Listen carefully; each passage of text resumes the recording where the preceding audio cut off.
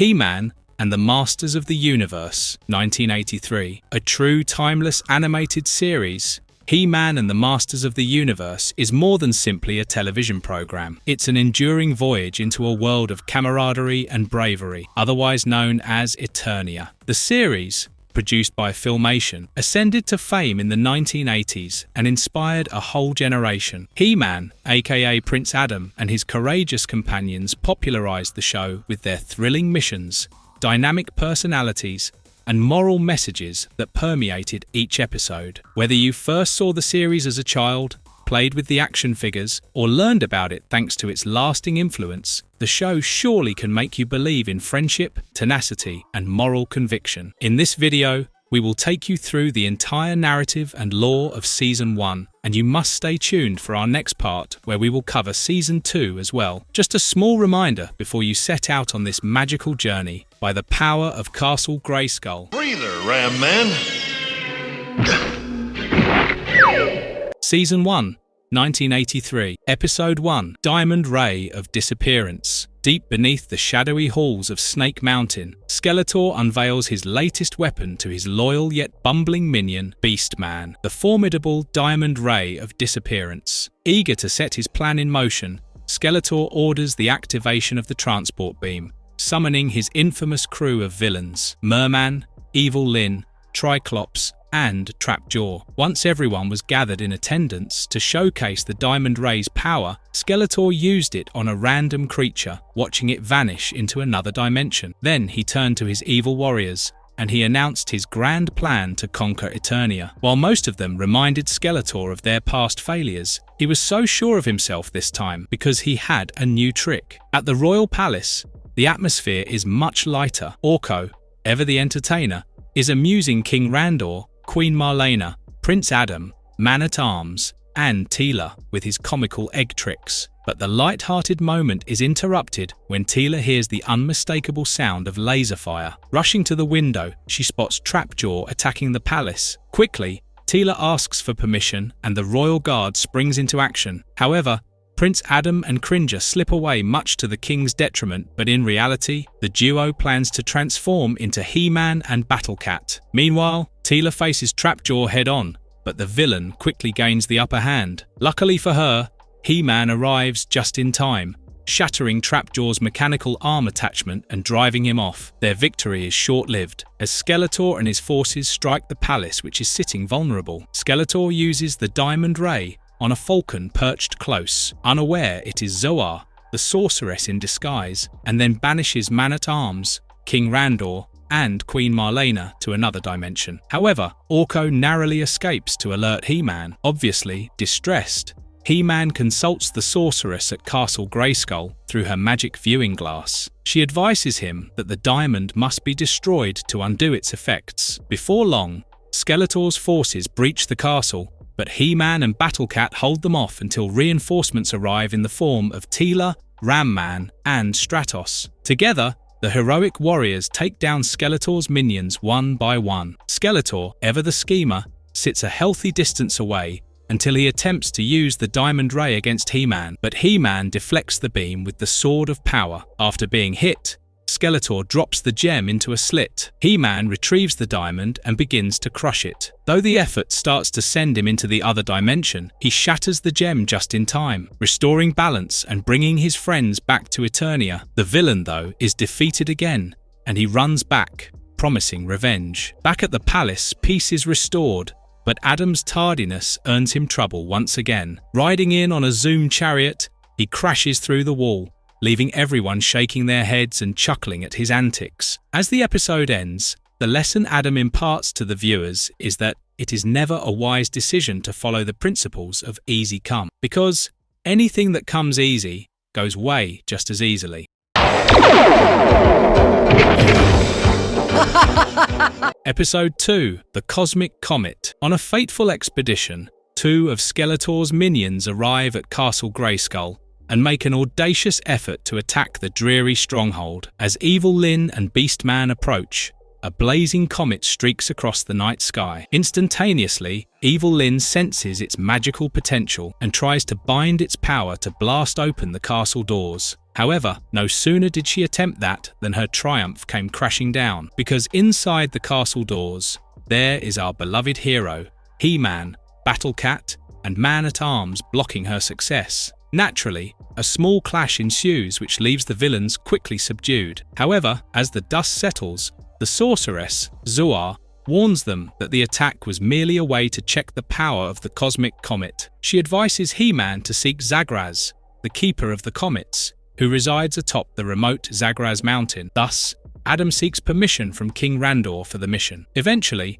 the king grants Man-at-Arms, Adam, Tila, and Orko permission to embark on the journey to find Zagraz. Meanwhile, unfortunately, Skeletor, alongside his minions Evil Lynn and Beastman, wrenches full control of the elusive Cosmic Comet. Later on, as the heroes ascend Zagraz Mountain, they find the reclusive wizard racked with guilt. He reveals the comet's origin. He once tried to control 2 comets at once, but his highly powerful spell destroyed one, leaving the other enraged and vengeful. Before long, Skeletor commands the Cosmic Comet to strike Zagraz Mountain, creating evil beasts from its bolts. The attack spurs Prince Adam into action, and he slips away to transform into HeMan, destroying the beasts while Orko collects their fragments. Zagraz, overwhelmed by the chaos, collapses and is taken to Castle Grayskull, where the sorceress works to cure him. However, the heroes are still not satisfied and become determined to confront Skeletor. Thus, they head directly to his lair, to the Snake Mountain. However, the Skeletor and Evil Lynn, empowered by the comet's might, easily overpower the heroes. Just when it seemed especially risky to win, the sorceress intervened and teleported the group back to Grayskull in a desperate retreat. At the castle, Zagraz explains that comet fragments can be used to forge a new comet. Orko offers the shards he collected back during the initial attack, and the sorceress uses her magic to create a second comet. Infused with the hero's goodness, it becomes a force of balance. When Skeletor sends the Cosmic Comet to destroy Grayskull, HeMan confronts it head-on. In a dazzling clash, the new comet collides with the Cosmic Comet, neutralizing its rage and scattering its darkness. With the power of the comet gone, Skeletor is once again rendered powerless and is forced to flee. Later on, back at the palace, Zagraz attempts to teach Adam the art of comet control, but Adam's attention wanders, sending a practice globe hurtling after Orko, much to everyone's amusement. As the episode ends, Man-at-Arms imparts a valuable lesson about how perseverance is the key to success. It's a long way down. Episode 3, The Shaping Staff. Prince Adam of Eternia lives a double life, as you all know, and currently is being his alter ego. As HeMan, he is training relentlessly with Man-at-Arms to improve his skills, obviously. However, mid-session, princely duty calls.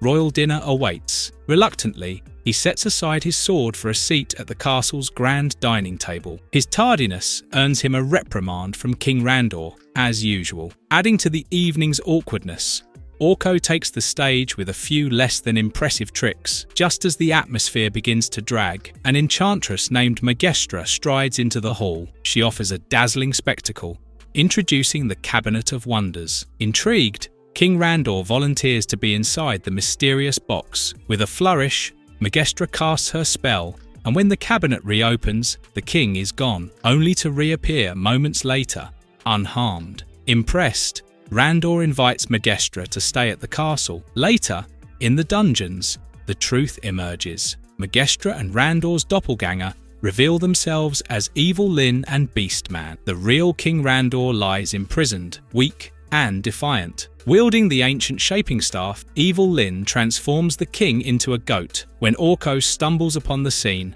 the sorceress silences him with another spell, turning him into a cricket. She contacts Skeletor, boasting of her plan to use the fake Randor to lead the royal guard to get their hands on Castle Grayskull. Thus, the doppelganger king announces his intentions to Duncan and Adam. Later, the very night, the cricket Orko manages somehow to warn Adam. Acting on instinct, Adam transforms into HeMan and charges into battle with Battle Cat at his side. Evil Lynn, though, strikes first, using the shaping staff to transform Tila into a frog and HeMan into a golden statue. Triumphant, she takes her captives to Castle Grayskull. There, Skeletor unveils his next move, Faker, an evil double of He-Man. Faker lures the sorceress outside, but she quickly senses something amiss. However, before she can act, evil Lynn attacks, partially transforming her into a tree. Now, everyone is enthralled by evil Lynn's staff. Trapped, the sorceress connects telepathically with He-Man, reigniting his will to break free. He shatters his golden prison and confronts Faker, their duel culminating in the double's fall. As Skeletor's forces clash with the Royal Guard, Skeletor strikes down Man-at-Arms, only for the sorceress to save him. He-Man seizes the shaping staff and destroys it, undoing its enchantments and turning the tide. Finally, the dust begins to settle. Evil Lynn makes one final attempt as an act of defiance with the shattered staff, but it hardly goes as planned. Suddenly, the woman finds herself transformed into a snake-like creature. As she slithers away, retreating, today's lesson becomes crystal clear. As Orko puts it, one must be very aware of the dangers of welcoming a stranger into our lives as well as home. HeMan! Episode 4, Disappearing Act. Beneath the dark fortress of Snake Mountain, Skeletor seethed with fury at how another of his grand schemes failed, undone by the heroic He-Man. As Skeletor grappled with his frustration, he came up with another brilliant idea. He retrieved 2 enchanted helmets from a hidden alcove. The helmets are something special, as they give their consignee the power to be invisible. So, you can already expect what his plan is. Yes, you are right. He plans to slip into the royal palace and capture Prince Adam right under their royal noses. The next scene takes us to the royal palace, where a different kind of chaos was brewing. Orko, determined to tidy up his cluttered room, had unleashed his magic wand. Unfortunately, the wand had a mind of its own, zipping around and making objects vanish instead of cleaning. Tilas, meanwhile, was demonstrating to Prince Adam one of Man-at-Arms' newest inventions. However, their conversation was interrupted by Orko's frantic cries. Rushing to his room, they arrived just in time to see the wand zap the Sword of Power, causing it to disappear. As Adam stared in disbelief, Man-at-Arms entered with grim news. Skeletor's Doombuster had been spotted in the nearby woods. Tilas and Man-at-Arms left to investigate, leaving Adam and Orko alone. Orko admitted, a bit crestfallenly, that he does not know how to bring back the mighty sword. Suddenly, Skeletor materialized in the room, his invisibility helmet in hand. Ominously,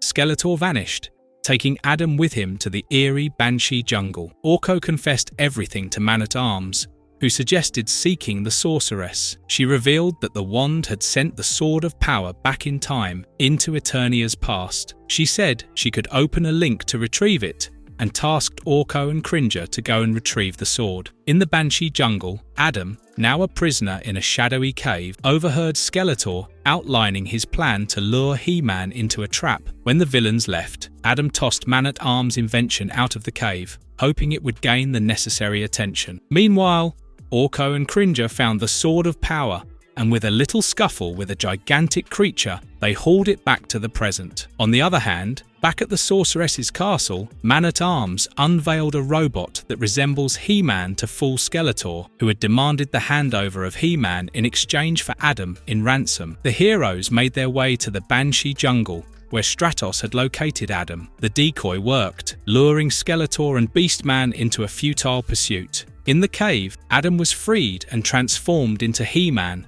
just as Skeletor realized the ruse. A tense fight went heroically down, where the Skeletor used the invisibility helmet to gain the upper hand, but He-Man outsmarted him, obviously. As the villains fled, Orko promised to clean his room the old-fashioned way. This episode imparts an important lesson. All the might in the world is really for naught if one does not engage his brain too. What evil is this?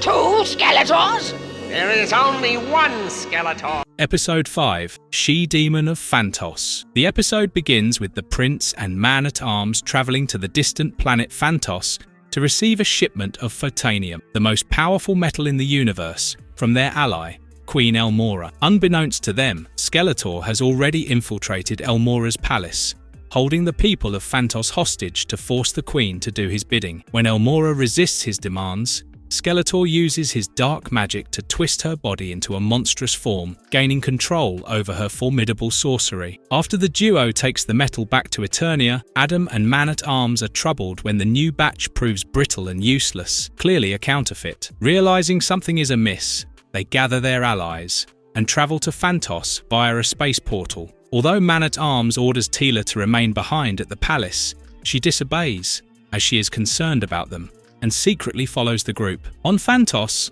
the team confronts the corrupted Queen Elmora, as well as the duo of evil warriors, Merman and Strongarm. Despite the odds, the heroes push forward, determined to uncover the truth. They infiltrate the palace and discover the denizens of Phantos being put to labor, despite their will, to extract Photanium under Skeletor's cruel command. As they try to remedy the situation, He-Man and his companions face imprisonment, though it is short-lived. Their teamwork helped them to escape and continue their fight. Eventually, the group reaches the throne room. There, they find Elmora battling Skeletor's control, her will struggling against his spell. In a last-ditch effort, Skeletor casts an illusion, making himself appear identical to He-Man. To prove his true identity, He-Man breaks free from chains crafted of real Photanium, a feat Skeletor cannot replicate. Elmora seizes the moment, joining forces with the heroes to banish the villain and his lackeys. With Skeletor's spell shattered, Elmora regains her original form,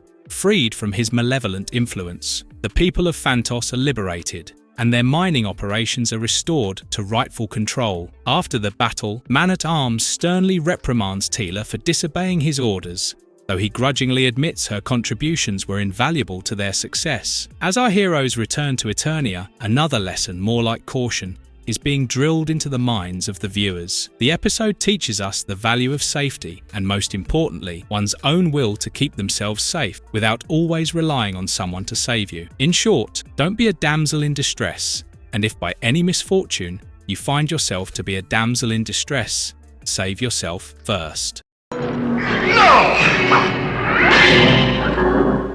Episode 6, Tila's Quest. Queen Marlena gazed into Man-at-Arms' memory projector, her face soft with nostalgia as she recalled the day she crash-landed on Eternia. Once an astronaut from Earth, she'd been stranded on this alien world where fate brought her to King Randor. When her son, Adam, asked if she ever missed Earth, Marlena simply replied she wouldn't barter her current life for anything. Meanwhile, Tila entered abruptly, seeking Adam, who was late for combat practice. Suspicious, she used the memory projector on him, uncovering his true whereabouts.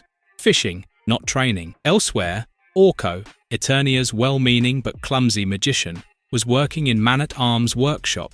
Hoping to craft a music box, he unwittingly created a miniature explosive. When it detonated, chaos erupted in the laboratory, with Orko barely escaping before Tila arrived. She found her adoptive father and hesitated before confessing something weighing on her heart. For better or worse, she wishes she had a mother like Adam. Tila, hoping to know more about her biological parents, pesters Man-at-Arms for more questions. While he softened a little, he remained guarded. He regales her by telling about the heroism and bravery of her warrior father who perished while fighting a battle. But when it came to discussing her mother's identity, he simply refused to disclose much, saying he has a vow to keep. Tila's dissatisfaction grew. Desperate for answers, she resolved to seek out the Oracle of the Crystal Sea. Orko accidentally spilled her plan to Adam, who, alongside Cringer, transformed into He-Man and Battle Cat to follow her in secret. Meanwhile, Skeletor and Merman,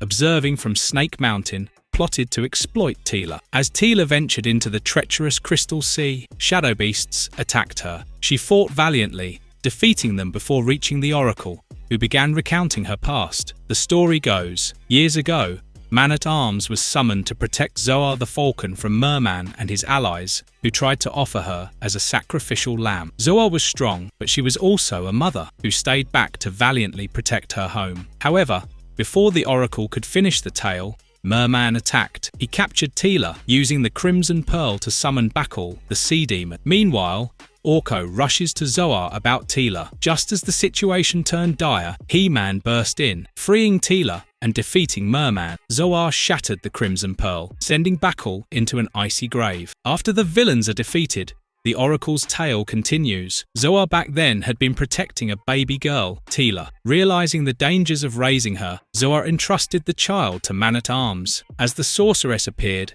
the truth hit Tilas with stunning clarity. Zoar was her biological mother. The sorceress, overwhelmed with emotion, nodded silently as a tear slipped down her cheek. Tilas embraced her, finally finding the piece of herself she had long sought. The lesson this episode teaches us is that family, mother and father, are those whose love and strength cocoon us in safety and reassurance. Tilas found her real mother, but she also had a caring father who did his best for her. Robots, attack!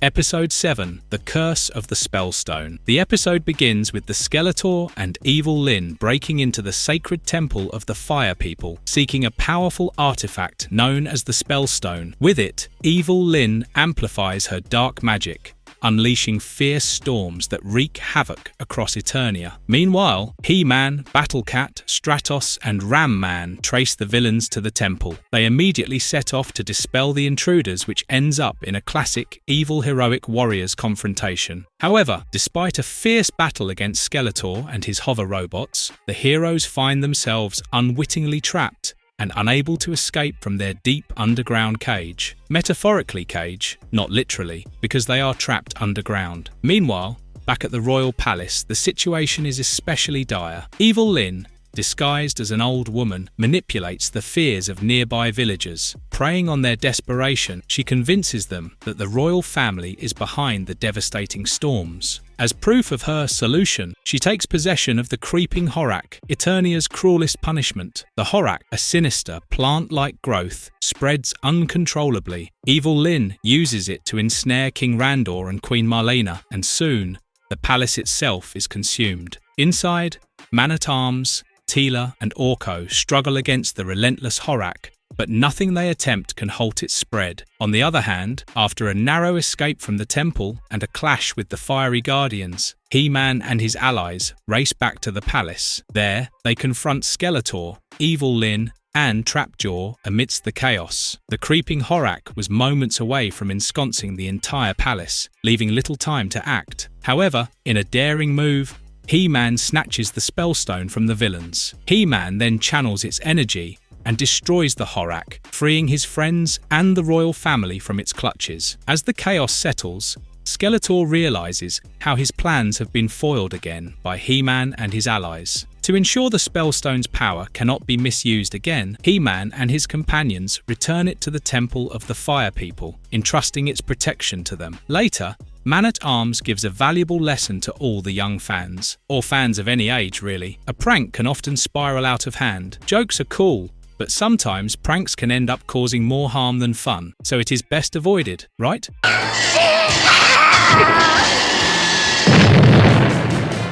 Episode 8, The Time Corridor. On a fine sunny day, Adam, Cringer, Man-at-Arms, and Orko were enjoying a peaceful picnic on the palace grounds when their quiet afternoon was interrupted. Zoar, the majestic falcon, requested their presence and asked them to come to Castle Grayskull. Sensing the urgency, they rushed to the ancient fortress, where the sorceress revealed alarming news. Skeletor had travelled to the distant past of Eternia. There, he had allied with the Ape Clan in a sinister plot to destroy Castle Grayskull, using a dangerous artifact known as the Wheel of Infinity. Determined to stop Skeletor, the heroes used the mystical window of time to journey into Eternia's ancient past. Shortly after arriving, they encountered Zalora, the fierce and noble leader of the Snake Clan, who was under attack by a massive creature. He-Man and his companions swiftly defeated the creature, earning the gratitude and trust of Zalora and her people. With the Snake Clan as allies, they launched an assault on Skeletor's fortress. An intense conflict ensued, and while their forces fought valiantly, Zalora was captured and taken to the treacherous Dragosaur Isle. Refusing to abandon their newfound ally, He-Man, Man-at-Arms, Orko, and Battle-Cat pursued her captors. Against all odds, they infiltrated the island and freed Zalora, ensuring her safety. Later on, as they regrouped, the sorceress appeared to them in a vision, urging them to return to Skeletor's fortress. Taking her heed, they rushed to the villain's lair. There, they found Skeletor activating the Wheel of Infinity. Realizing the danger, HeMan seized the artifact and spun it faster, pushing it beyond its limits. The wheel began to overload, forcing Skeletor to retreat. In a final act of heroism, HeMan hurled the wheel into the void of space, where it exploded harmlessly. With the danger averted, the group bid farewell to Zalora and the Snake Clan. The sorceress summoned them back to the present, offering her heartfelt thanks for saving Castle Grayskull and Eternia itself from destruction. This episode, while dealing with time traveling, also warned the humble fans about the futility of thinking past is no measure of the present. One can learn from past mistakes and strive to be better than before. However, it is not to say that the present does not matter. It simply means that in order to strike the perfect harmony of past and present, one needs to learn and grow and make each day count. Episode 9, The Dragon Invasion. Within the crevices of the Dragon Valley, Skeletor and Beastman commit a daring raid, stealing several of the Mother Dragon's eggs. Enraged, the mighty beast retaliates, her fury unstoppable even by Beastman's powers. In desperation, Skeletor shatters the ground beneath her, sending the dragon plummeting into a deep ravine. Meanwhile, at the royal palace, Orko entertains the royal family during a lively dinner. Suddenly, a thunderous crash interrupts the festivities. Rushing outside, the heroes discover a dragon's egg lying amidst the chaos. Before their eyes, the egg hatches and a baby dragon emerges, growing to full size in mere moments. The now massive dragon unleashes fiery destruction on the palace. While Tila escorts the king and queen to safety, Adam transforms into HeMan despite the falling debris. Joined by Battle Cat, HeMan confronts the rampaging dragon. Tila and Ram-Man provide backup until Man-at-Arms arrives with his newly invented stasis ray, freezing the dragon in the nick of time. Far away at Snake Mountain, Skeletor exults as baby dragons across Eternia rapidly mature into full-sized terrors, thanks to his sinister growth serum. As the chaos spreads, Tila and Orko take the Wind Raider to confront another dragon, successfully immobilizing it with the stasis ray. Stratos, arriving with dire news, reports a dragon attacking his home of Avion and requests their aid. Amidst the turmoil, Skeletor seizes his chance to invade Castle Grayskull. Alongside his evil warriors and armed with the Dragon Pearl, an artifact that amplifies evil Lynns' magic 100-fold, he overpowers the sorceress, trapping her essence within the pearl. HeMan and the heroic warriors reach Grayskull a little too late. As they arrived, Skeletor had already sealed the fortress with an impenetrable force field. Undeterred, HeMan devises a bold plan: unite the dragons to shatter the barrier. He and Tila confront Beastman at Snake Mountain, breaking his hold over the dragons. With their newfound freedom, the dragons rally under Tila's guidance and unleash their collective fire, breaking through Skeletor's force field. HeMan and his allies storm Grayskull, forcing Skeletor to retreat through a portal. However, Skeletor manages to snag the Dragon Pearl from its hiding place at Snake Mountain. Outside the fortress, HeMan faces Skeletor in a chaotic battle. In a desperate bid, Skeletor uses the pearl to grow in size, but ultimately loses his footing, teetering on the edge of a cliff. In a surprising act of mercy, HeMan saves Skeletor from falling, only for a dragon to startle the villain, causing him to drop the pearl into the churning waters of Bloodfalls. A dragon dives after the pearl, its flames reducing the artifact to ash and freeing the sorceress from her magical prison. Grateful, the dragons return to their home through a shimmering portal. As the episode ends, Orko urges us to realize that the way Skeletor used baby dragons as his pawns is very cruel. Animals, though dragons are not exactly very animal-like, you get the idea of using dragons as an example, are living organisms too. They need care and consideration as much as any human being. In short, take care of your pets and never be cruel to any animal. Episode 10, A Friend in Need. The episode begins with Elena, an old friend of Tila's, arriving at the palace with her father, Zikran, to showcase his latest invention, the Transmutator, to King Randor. While Zikran attends his royal meeting, Tila invites Elena to join her for a horseback ride, despite Orko's cautionary words about how an evil sorcerer, Jarvan, has broken out from his detention from the prison mines. The girls go on a ride, and it takes them to the geyser field. Suddenly, as one says, "Speak of the devil and they will appear." After Orko's warnings, the girls are attacked by Jarvan there. Manipulating the volatile geysers, he creates a sudden eruption that knocks Tila out, leaving Elena terrified and helpless as the chaos unfolds. Just then, our beloved HeMan and Battle Tentacle Cat arrive just in time, driving Jarvan away and rescuing the women. Despite their safety, Elena feels ashamed of her inability to protect Tilas. Jarvan, ever cunning, sees Elena's self-doubt as an opening. Disguised as a frail old woman, he approaches her in the forest, offering her a mysterious ring and a potion that fills her with strength and confidence. Overwhelmed by the potion's effects, Elena begins to depend on it. When the potion runs out, withdrawal symptoms leave her desperate for more. Under its influence, she grows reckless. Elena's lack of control becomes more apparent when she takes Adam out in her father's air car, despite having no experience piloting it. Her impulsive actions nearly end in disaster, and Adam barely manages to avert tragedy. However, the problem is far from solved. When Elena's magic potion runs out, Jarvan tightens his grip. Refusing to provide more unless Elena hands over the transmutator, he corners her into betrayal. Desperate and ashamed, Elena complies, only to realize too late the depths of Jarvan's deception. When he reveals his true identity, she is horrified. Armed with the transmutator, Jarvan believes himself invincible, yet HeMan confronts him in an epic battle, overcoming both the sorcerer's magic and the power of the device. As Jarvan attempts to flee, Elena, summoning her courage, uses the enchanted ring to call him back to the royal palace. There, HeMan ensures his capture, and Jarvan is sent back to the prison mines. Shaken but resolute, Elena confesses her mistakes to her friends. This episode deals with the much graver implications of drug abuse. While this is an animated cartoon series, the show with its magic potion elements strive to create an awareness against taking drugs and becoming dependent on them. Episode 11, Masks of Power. While exploring the rugged terrain of Eternia, Adam, Man-at-Arms, and Orko stumble upon a magnificent discovery, the long-lost city of the ancients. Unbeknownst to them, Skeletor watches their every move through the eyes of a sinister mechanical bird. Intrigued by their find, Skeletor hatches a scheme, his plans interrupted by an unexpected visit to Snake Mountain. Aaron and Una, a young and ambitious duo, arrive, pledging their loyalty to Skeletor. Intriguing, no? Seizing the moment, Skeletor sends them to the city of the ancients to retrieve the legendary Masks of Power. The pair discovers the ancient artifacts within the ruins and, drawn by their allure, place the masks upon their faces. In an instant, they transform into Deimos and Tyrella, two powerful sorcerers from Eternia's distant past. Meanwhile, HeMan and his companions face Aru, the fierce protector of the masks. After a hard-fought victory, they consult the sorceress, who reveals the sorcerer's true goal, the Sword of the Ancients, hidden deep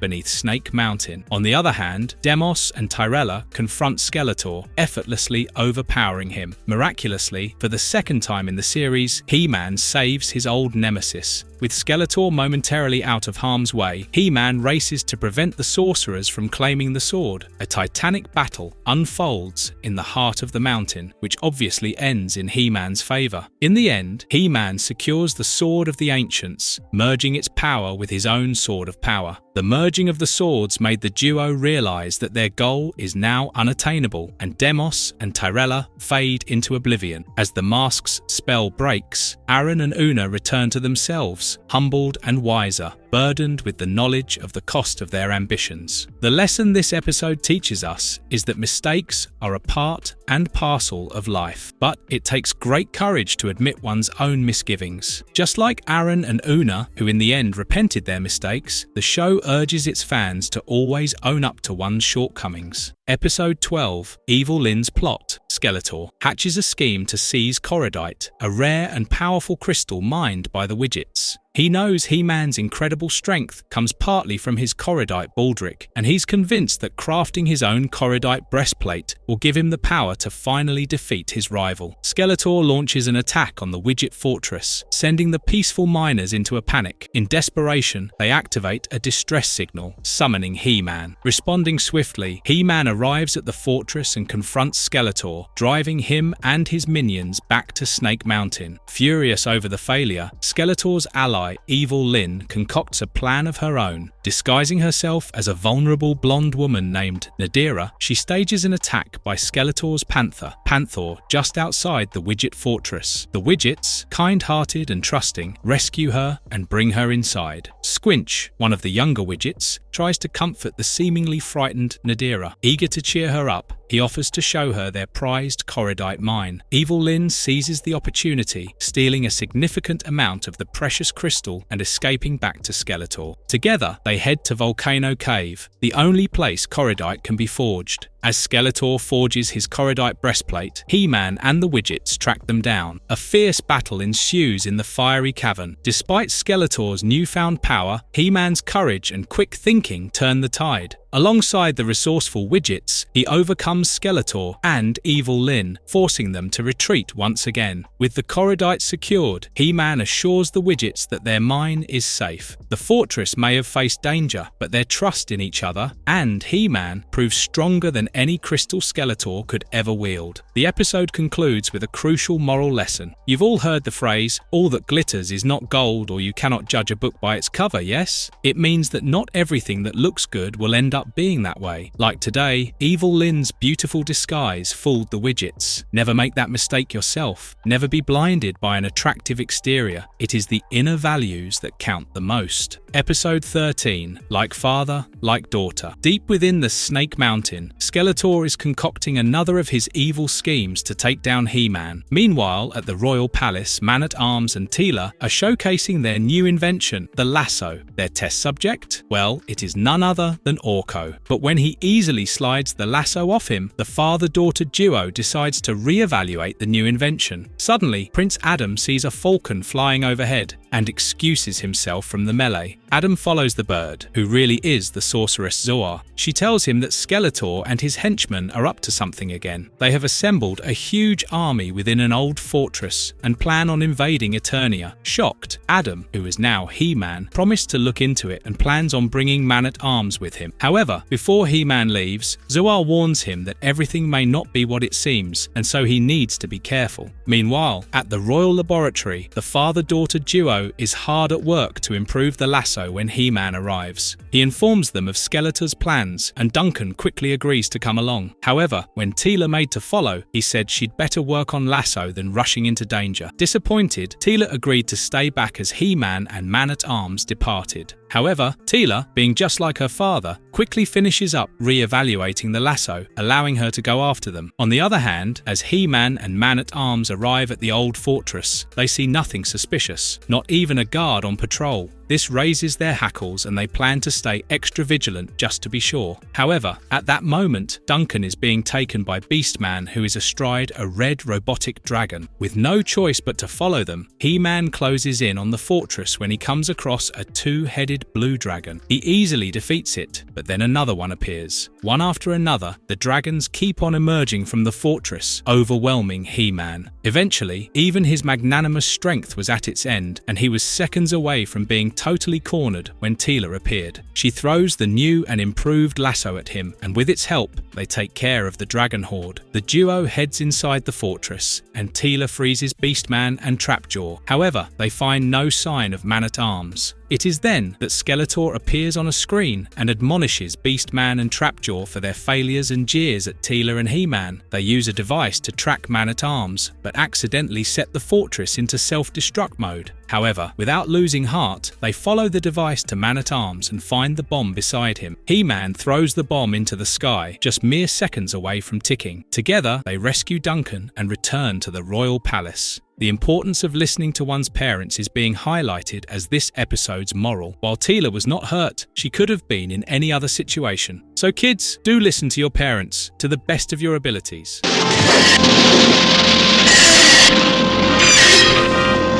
Episode 14, Cosmic Awakes. Skeletor, ever scheming, completes work on the Collector, an imposing aircraft he intends to use to conquer Eternia. Wasting no time, he launches a bold assault on the Royal Palace, using the Collector's sinister ray to transform Man-at-Arms and several guards into stone. Skeletor revels in his newfound power, animating the statues to do his bidding. Meanwhile, Battle Cat, Stratos, Ram Man, and Orko scramble to fend off the hostile figures. On the other hand, He-Man and Tila leap into action too, aboard the Wind Raider. Their combined efforts forced Skeletor to retreat. However, his defeat was partial, since as Queen Marlena examines the petrified man-at-arms, she delivers a piece of grim news. Unless a cure is found, the stone curse will become permanent by sundown. With time running out, Adam and Cringer hurry to Castle Grayskull to seek the sorceress's guidance. She reveals that the fire jewels, hidden deep within a treacherous cavern, hold the key to reversing the curse. Meanwhile, Skeletor reveals the true extent of his plot. The energy harvested from his petrification ray is awakening Colossal, an ancient stone giant. Skeletor plans to send the behemoth to seize Castle Grayskull and solidify his dominion. Thankfully though, He-Man locates the fire jewels and races back to the sorceress, who uses their power to craft a device capable of undoing the Collector's magic. Armed with the device, He-Man soars into the sky on his sky sled, determined to confront Skeletor. Nevertheless, the Colossal lumbers toward Castle Grayskull. Battlecat, Tila, and Zoar mount a desperate defense. On the other hand, high above Eternia, He-Man breaches the Collector. A chaotic skirmish ensues between He-Man and the evil warriors, along with Skeletor. Despite their combined efforts, He-Man secures the device onto the Collector and makes his escape. Enraged, Skeletor pursues him to the palace, only to inadvertently undo his own handiwork. The Stone Warriors revert to their original forms, turning the tide against the villain. Suddenly, He-Man receives an urgent call from the sorceress and rushes to Grayskull, where Colossal now looms. The heroic warriors engage in a fierce battle, managing to topple the stone giant just outside the castle. As Colossal makes a final, desperate reach for Grayskull, He-Man shatters him into rubble with a mighty blow. Defeated and humiliated, Skeletor attempts a last-ditch attack with the Collector, but is thwarted by He-Man's skill and determination. After a hard day of battling gigantic statues, we are back at the Royal Palace. This time, Orko regales everyone with a wildly exaggerated account of his heroics during the battle, only to comically scare himself at the sight of Man-at-Arms Shadow, bringing much-needed laughter after the harrowing ordeal. As the episode ends, Tila and He-Man impart a lesson. Exercising is pertinent to one's body. If you take care of your body, it will only shower you with good benefits. Apart for long, He-Man.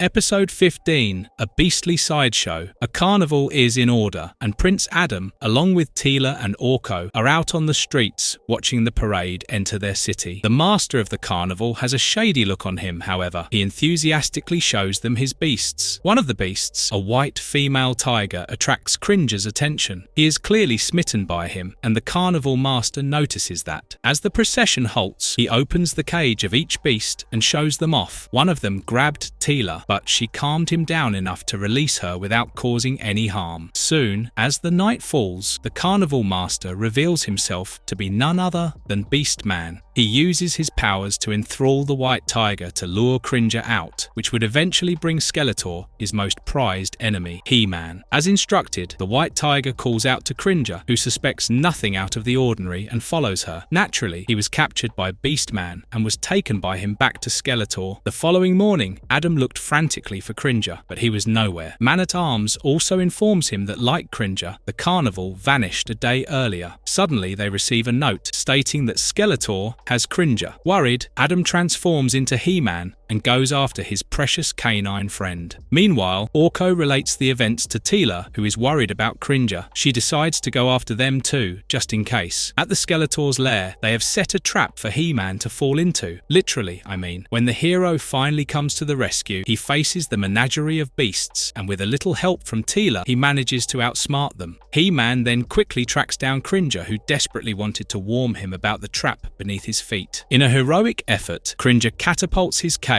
and lands just in front of He-Man so that he won't step on the trap. Impressed by his bravery, the duo charges deeper into Snake Mountain. On the other hand, Skeletor fumes at Beastman for his failure, but suddenly a new bait for He-Man comes into his mind, Tila. He sends Beastman and evil Lynn to capture her to lure He-Man into submission. However, he is a hero for a reason, and he quickly manages to overbear the villains and rescue Tila. With Cringer safe and sound within the palace walls, the episode comes to an end. The important lesson it preaches is that bravery can have many faces, but the most beautiful one is when one is brave enough to adhere to their principles. One of them is the real strength. Stratos, but all are under... Episode 16, Reign of the Monster. Skeletor visits the Torgs and King Von in their cave, promising to free their Prince of Destruction, Molchrom. In order to accomplish this feat, Skeletor needs the Staff of Avion, which is endowed with the same power as the elders that imprisoned Molchrom. Meanwhile, Stratos and his sister are throwing their annual party when they are suddenly attacked. However, the attack is just a ruse to kidnap Stratos to steal the Staff of Avion. Once they had Stratos in their custody, King Von ordered everyone to retreat. As the enemies fall back, HeMan and his allies go after the Torgs, but Stratos' sister insists on joining them. Seeing there is no way to discourage her from going, all of them follow the enemies to their lair. However, on the first visit, Zoar informs them that the Staff of Avion would explode if it were employed to do something evil. Unless the evil is undone, it will wreak havoc within Eternia. Once there, they search in earnest for Stratos, while Skeletor uses the staff to awaken Molchrom. He creates a diversion to stall the heroes, a horde of Stratos, and among them is the real one. Not knowing what to do, they hide, but the numerous Stratos attack and trap HeMan and his friends. However, Stratos' sister manages to identify his real brother and urges him to break his mind control, which he does. Once out of Skeletor's influence, they track him down just in time to see Molchrom being revived. While the Torgs fight HeMan and his friends, Skeletor leads the Molchrom out of the cave and towards Grayskull. There, Molchrom and the sorceress battle with their powerful magic. Meanwhile, HeMan performs one of his classic punches to break down the stone wall and appears at Castle Grayskull with a rope to restrain Molchrom. Tila finds where the Torgs are keeping the Staff of Avion so the heroes can imprison Molchrom in a crystal once more. The fight intensifies, and the Falcon rapidly loses her strength as she tries to hold the drawbridge door. Meanwhile, the Tila successfully retrieves the staff and takes it to Grayskull, where HeMan eventually uses it to encase the beast within its ice prison. However, the fight between Skeletor and Zoar comes to a close when he finally manages to overwhelm the sorceress and open the drawbridge door. Nevertheless, before he can do much, HeMan gets a hold of him and Skeletor runs away. As the danger was averted, they were free to resume their party where someone pulled a funny prank on Orko. Later, he imparts an interesting idea, never to unknowingly eat something which they cannot identify. It would definitely not end in a pleasant experience. Got me mad, HeMan! Episode 17, Daar The Demon. The episode begins with Orko lazily performing some tricks, as he is bored out of his mind. Meanwhile, Duncan shows the royal family something interesting from the Book of Magic when Adam talks about being hungry. All of them head to the dining room, leaving the elusive book which ultimately finds its way to Orko. He accidentally lets a demon, Daar, out of the book since he wanted someone to play with. While the duo plays, the royal family, along with Duncan and Tila, dine on fine dishes. Suddenly, something seems to go awry, and the food starts to flow off the table. They track down the problem to Orko, who takes his new friend and hides. As Duncan explains, the demon Daar would weave a cocoon, and when he emerges from that, he'll call forth an army of demons from his dimension to invade Eternia. Sensing the grave danger, Adam transforms into HeMan and decides to visit the sorceress Zoar to get some idea on how to handle the situation. He is accompanied by Tila when he suddenly gets an urgent message from Zoar to come to the Castle Grayskull. Meanwhile, Skeletor also tracks changes in energy around King Randor's palace and decides to investigate. He learns about Daar and wants the demon to do his bidding. Thus, he tasks evil Lynn to look into it, but she has her own agenda. He arrives at the royal laboratory and steals the Book of Magic to lord over Skeletor. Meanwhile, as Orko and Daar rest, he leaves his cocoon and soon hatches as a full-grown demon. He goes on a rampage, trashes Eternos, and eventually heads over to Castle Grayskull. However, soon, Tila and HeMan arrive at the castle to find Zoar powerless to stop the incoming disaster. HeMan takes it upon himself to fend off Daar, but he turns out to be quite powerful. To make matters worse, evil Lynn and Skeletor also appear on the scene, hoping to take Daar as their servant. However, HeMan tried to talk sense into the demon when Orko arrived and reminded him that they had been friends once. HeMan urges that Daar can change his own destiny and does not have to follow the path that has been laid out for him. Listening to HeMan talk, Daar had a change of heart and decided to have a friend rather than fulfill his already set destiny. HeMan then hurls Skeletor away and Daar returns to his realm, having gained valuable experience and a friend. The lesson we learned here is that sometimes we bite off more than we can chew, and when situations like that arise, it is okay to ask for help.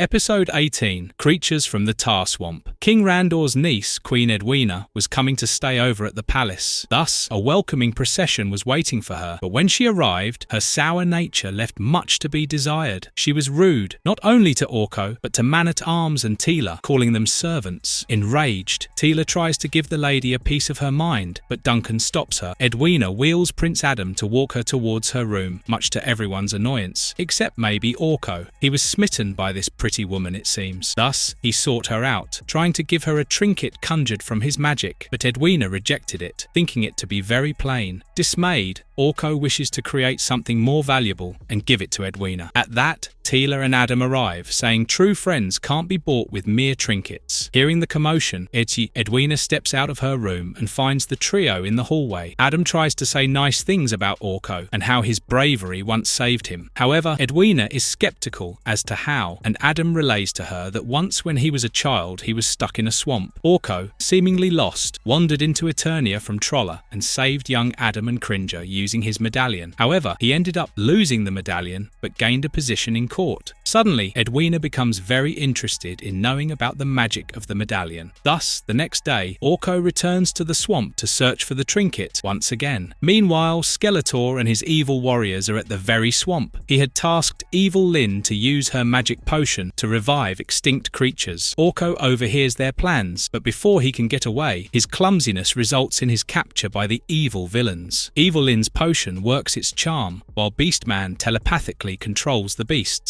Unfortunately for them, before they can cause much trouble, HeMan and his allies arrive. However, the group was finding it overwhelming to deal with the creatures and had to retreat. Skeletor then takes his beast to the royal palace and imprisons the king and queen along with Edwina. Skeletor also throws Orko in with them, but he somehow manages to escape with Edwina. Once outside, Edwina decides to go home, leaving the king and queen to their fate. However, Orko cannot do that in good conscience and decides to head back to help. Luckily for him, HeMan and his allies are also there, and they manage to turn the tides together. As the day ends, the king and queen again honor Orko for his bravery. However, they also make it very clear that Edwina is not welcome there until she changes her self-serving attitude. This episode's lesson is that a true friend cannot be bought, and if they are so easily swayed by material things, they're not really your true friends.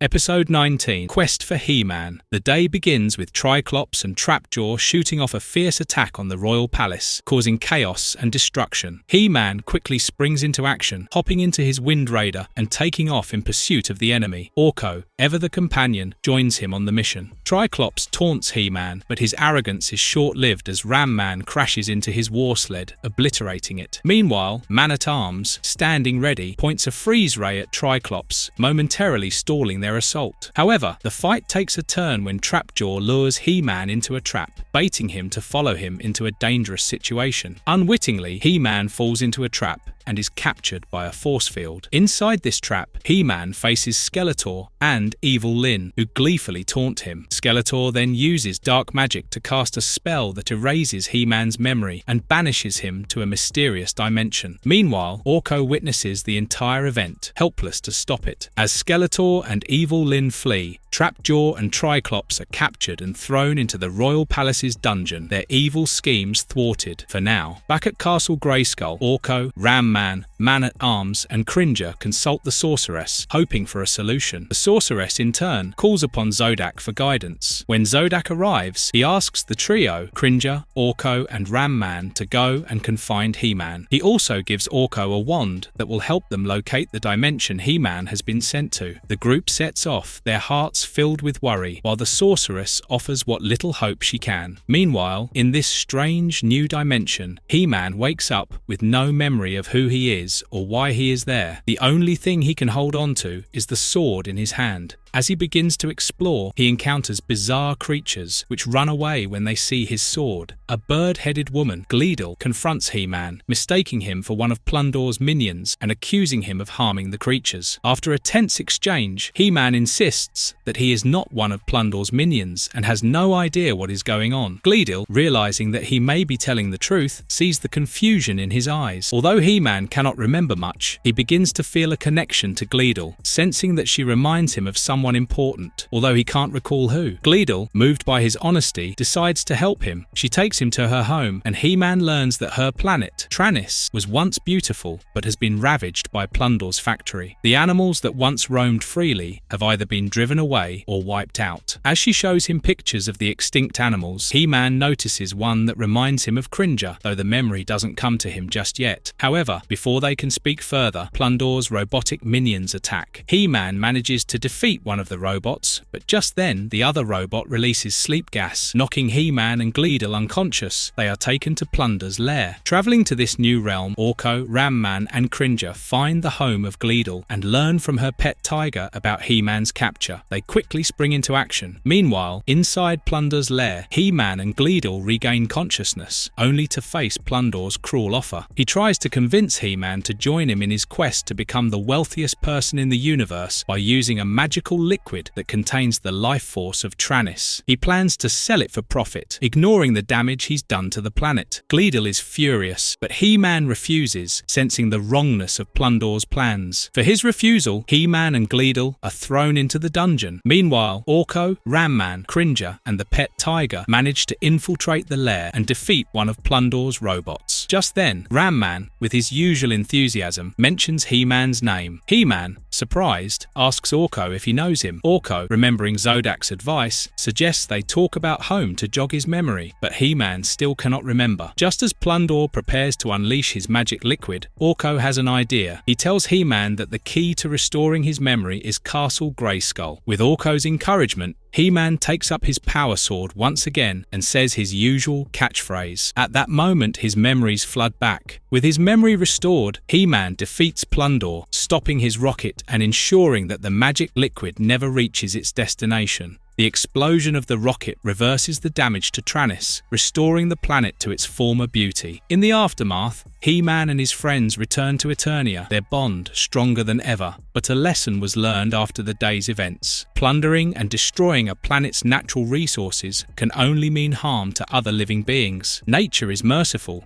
but if we keep on pillaging it, someday the repercussions will hit 10 times harder. Episode 20, Dawn of Dragoon. Orko's magic pyramid had been malfunctioning again, and this time he called on Man-at-Arms for help. As the two tinkered with the device, Orko began reminiscing about his past on Trolla, where he had once been a powerful wizard and a respected hero. His mood shifted as he casually juggled a few meteorites, only for Man-at-Arms to point out that they were giving off strange, erratic energy. Orko, distracted, dropped the meteorites near the pyramid. The pyramid flickered and vanished, only to reappear moments later, revealing a female Trollan named Dree-El inside. Dree-El explained that a dangerous creature named Dragoon was causing havoc on Trolla, draining the magical energy of her people. Without hesitation, Orko decided to return home and face the threat. The idea of saving his home and confronting Dragoon filled him with determination, but before he left, he asked Man-at-Arms for help. Back in Eternia, Adam, concerned for his friend, transformed into He-Man and sought the sorceress for guidance. She managed to open a portal to Trolla, but it was small and He-Man needed a magical sphere to enlarge it. Time was against them though. The portal would vanish by nightfall. He-Man and Battlecat leapt through, only to find themselves in Trolla, where everything seemed strange and backward. Fish flew like birds, Adam's fire ray shot streams of water, and Orko's magic, once unpredictable, now seemed far more powerful and reliable. However, it wasn't long before trouble found them. Orko, along with Dree-El, was quickly pursued by Dragoon, and when a Trollan snake attacked Adam, he discovered something even more troubling. He couldn't change into He-Man. At that moment, Adam had to rely on his wits and courage. He managed to save Orko and Dree-El from a ring of fire, but Dragoon captured Dree-El and fled. Determined to stop Dragoon, the heroes followed him to his lair, where he was draining the energy of captured Trollans. Just before Adam could enter, an alligator lion attacked. As they fought, Cringer noted how everything was reversed on Trolla. It clicked for Adam. If he said his magic words backward, he might be able to transform, and to his relief, it worked. Now, as He-Man, he charged after Dragoon, who fought back fiercely. Dragoon hurled boulders at He-Man, trying to knock him into the bottomless hole of Trolla, but one boulder had vines that entangled Dragoon, pulling him into the hole instead. He-Man, in a surprising act of compassion, saved his foe. Confused, Dragoon wanted to know why, and He-Man simply informed him that he doesn't view Dragoon as his nemesis. His willingness to risk his life to save someone who had tried to kill him made Dragoon question everything he believed. Meanwhile, Orko used his magic to awaken the other Trollans, and he and Dree-El shared their true faces with one another, an act that signified their engagement. Orko agreed to return home with her, but not before helping to take down Skeletor on Eternia. The trio made it back just as the portal closed. Man-at-Arms, a little more sentimental than usual, admitted to Orko that despite their constant bickering, he truly respected him. Orko smiled, grateful for the acknowledgement and for the chance to return home as a hero once again. Episode 21, The Royal Cousin. Skeletor was fuming when he learned that evil Lynn and Triclops had failed to plant the growth globe beneath the royal palace of Eternos. He-Man had thwarted their efforts and taken the globe for safekeeping. Enraged, Skeletor ordered his minions to retrieve it and finish the task. Meanwhile, at the palace, Prince Adam spoke with Man-at-Arms, explaining that He-Man had taken the globe to Castle Grayskull. Just then, Tila entered to inform Adam that the king had summoned him to the royal throne room. There, King Randor revealed that Adam's cousin, Jeremy, had arrived for a visit. The king tasked Adam with showing Jeremy around during his stay. Adam introduced his cousin to Man-at-Arms and Orko in the laboratory, where Orko offered to show Jeremy a bit of magic. However, Jeremy was more interested in one of Duncan's new inventions, the rock softener. Ignoring the usual precautions, Jeremy decided to test the device on the legs of one of the laboratory tables. The table collapsed, spilling its contents, and Duncan reminded Adam that he needed to test the softener on the planes. With that, Adam asked Ram-Man to look after Jeremy. Soon, Jeremy was causing trouble again, forcing Ram-Man to catapult into a pond in the royal courtyard. Ignoring Adam's orders, Jeremy then took off on a sky sled. Ram-Man, having no choice but to follow, jumped onto the sled, but Jeremy refused to stop,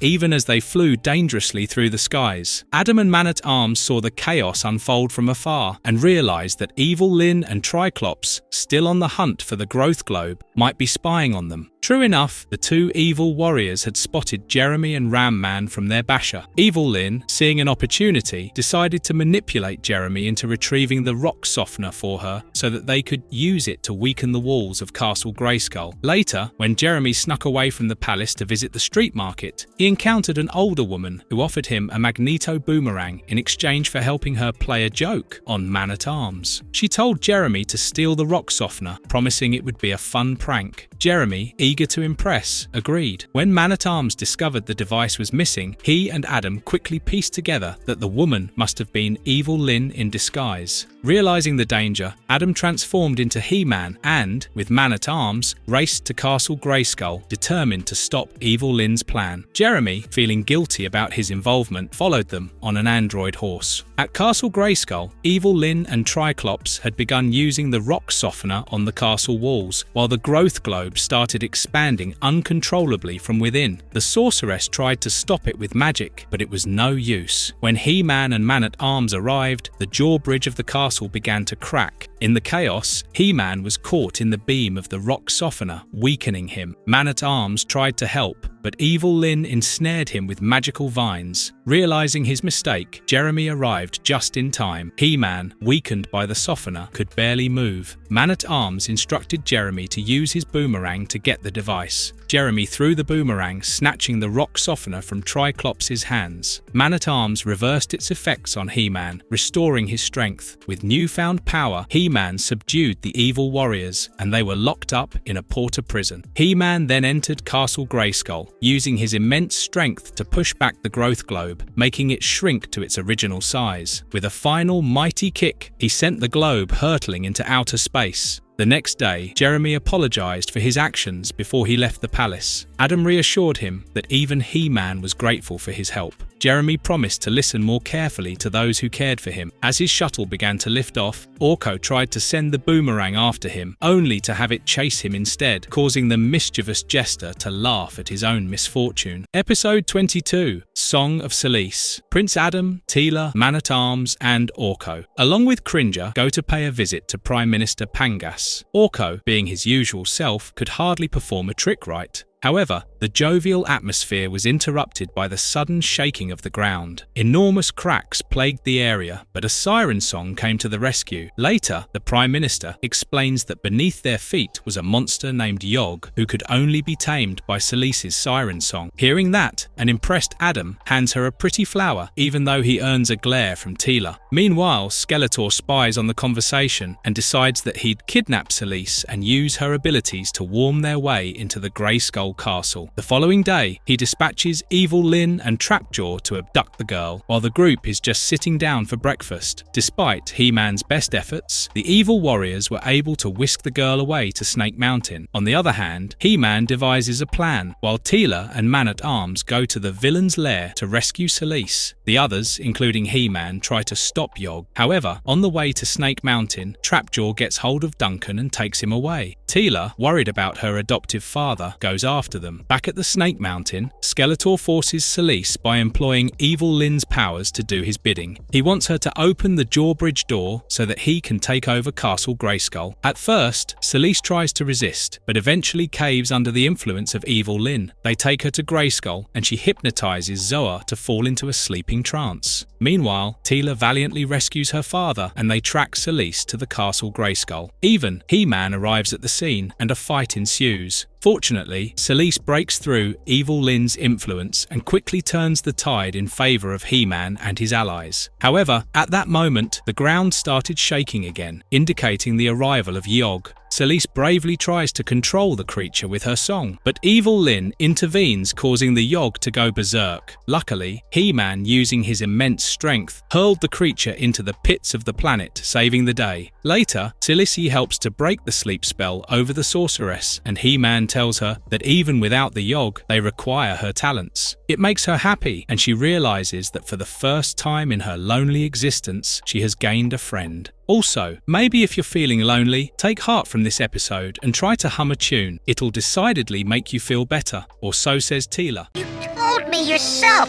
Some things are more important than magical power. Episode 23, Orko's favourite uncle. Inside his dark, damp cave, the evil Tauron stood before a blazing fire, channeling dragon flames into the creation of a powerful magic amulet. This amulet, once completed, would grant him the ability to summon the allies he needed to rule Eternia for eternity. As he completed his summoning spell, a violent lightning storm erupted, trapping Adam, Cringer and Orko in the depths of Manticore's cave. Amidst the chaos, Sauron's magic successfully transported 2 Trollan magic users to Eternia. However, only one, Gark, materialized within Tauron's cave, while the other, Montauk, found himself unexpectedly reunited with his nephew Orko in the Manticore's lair. Tauron wasted no time binding the gentle, flower-loving Gark to his will, using the amulet to warp his magic to serve him. Meanwhile, Montauk and Orko were reunited, and the sight of his beloved uncle brought Orko a fleeting sense of joy. Adam, taking advantage of Montauk's arrival, quickly retrieved his magic sword,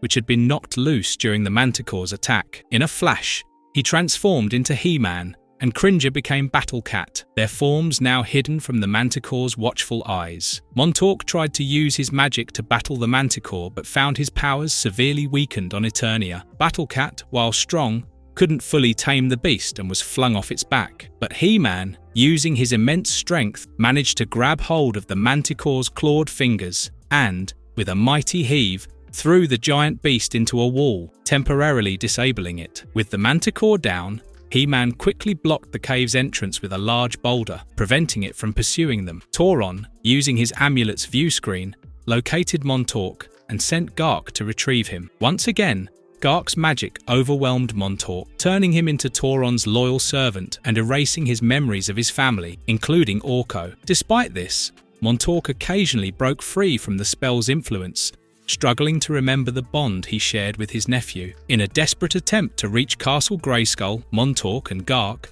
transformed into butterflies, entering through a window as the sorceress sensed their arrival. Unable to fully lower the drawbridge of Grayskull, she summoned He-Man. He quickly piloted a Talon fighter to the castle and jumped to its defenses, saving the sorceress. Montauk, still under Tauron's influence, tried to steal the Talon fighter, but without understanding its controls, He-Man swiftly regained control. Meanwhile, Orko and Battlecat had arrived at Tauron's cave. Battlecat distracted the evil wizard long enough for Orko to sneak deeper into the cave and destroy Tauron's black magic artifacts. In a chaotic moment, the Amulet of Power flew from Tauron's hands and into Orko's possession. Orko, though not fully understanding its power, transported them all to Grayskull, unintentionally bringing Tauron along. In Grayskull, Battlecat pinned Tauron, and the sorceress urged He-Man to destroy the amulet, but Tauron, using his last remnants of power, commanded Montauk to retrieve it. In a moment of clarity, Montauk broke free from the spell and, with a deep breath, threw the amulet to He-Man. With a single swing of his sword, He-Man shattered it, causing Tauron to wither away into a frail, ancient form. As the spell over Montauk and Gark lifted, they knew their time in Eternia was short. Before they left for Trolla, they shared a heartfelt goodbye with Orko, a rainbow shining brightly over Castle Grayskull, marking the end of an era. Your soul for his.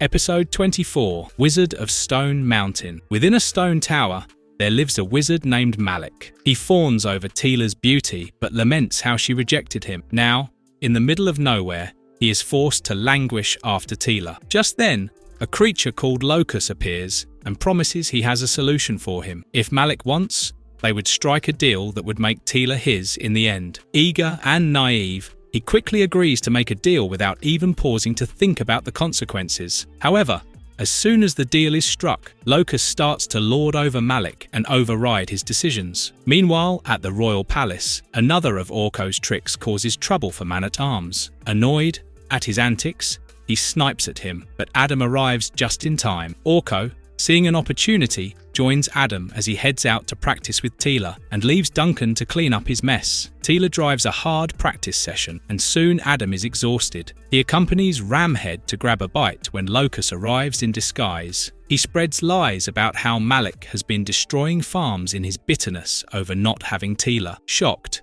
Tila goes to find Adam and Ram-Man and asks them to accompany her as she decides to pay Malik a visit. Prince Adam transforms into He-Man and teases Tila about Malik being her boyfriend. Embarrassed, Tila says he was and never will be her partner. She then tells a tale of her college days when Malik was an inexperienced wizard. However, he learned quickly in order to impress her, but she never considered him as anything more than a friend. Their conversation is interrupted when they see a giant bird of prey carrying a cage with a woman inside. She is none other than Karen, Malik's assistant. He-Man helps her, and she manages to free herself from the giant bird using her powers. The group then heads over to Stone Mountain, where Malik whisks Tila away. However, Locus soon double-crosses Malik and tries to steal his soul. He wanted it to offer to the spirit of evil. However, He-Man arrives at the scene, with Karen in tow. She offers her soul in order to save Malik's because she loves him. However, when the spirit of evil tried to take her soul, he realized the power of true love was preventing him. Feeling he has been betrayed, he vowed to teach Locus a lesson. As the spirit of evil disappears,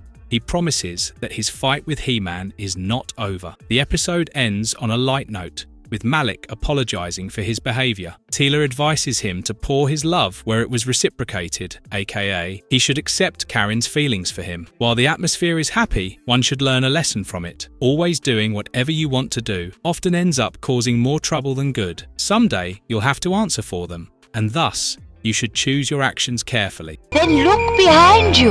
You take me for a fool? Episode 25.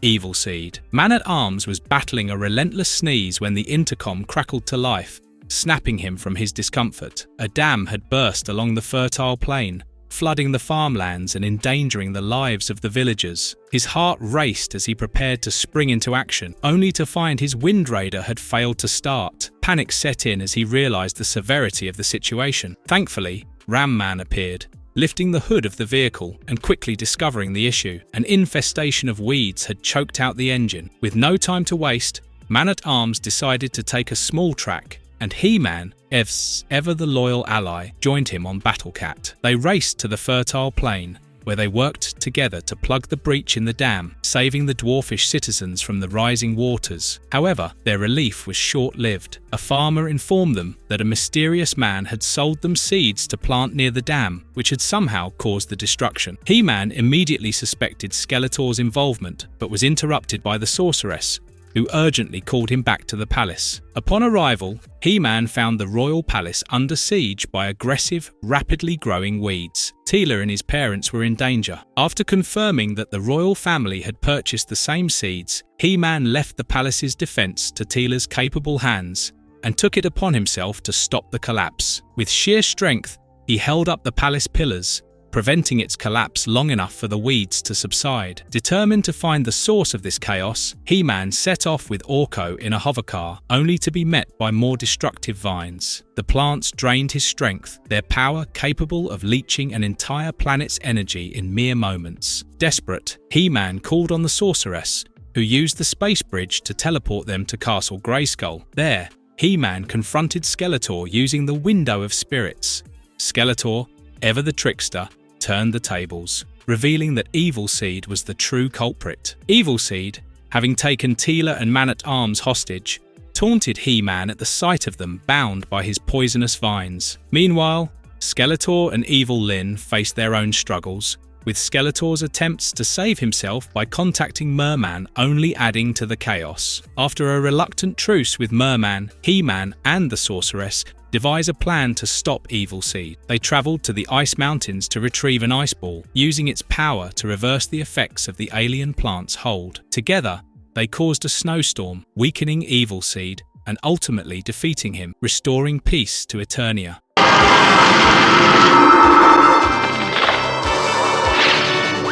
Episode 26, Ordeal in the Darklands. When Skeletor takes a brief leave from Snake Mountain, Evil Lynn sees an opportunity to take control of Eternia for herself. Triclops, however, warns her that HeMan will stand in her way, so she devises a cunning plan to turn Kor, one of Eternia's most powerful sorcerers, against him. Meanwhile, in the royal palace, Orko is playfully controlling a training robot that Tila is sparring with while blindfolded. After defeating it, Tila expresses her desire to train in the Darklands, but Man-at-Arms overhears and urges her not to go. In the Darklands, Triclops captures Kor's daughter Mira with the Basher and returns to Snake Mountain. There, Evil Lynn creates illusory images of HeMan and Man-at-Arms capturing Mira in the Wind Raider. Meanwhile, Orko, excited after defeating another training robot, tells Tila about his victory, only to find her studying a map of the Darklands. Despite the disapproval of both her father and Orko, Tila remains determined to go. Orko,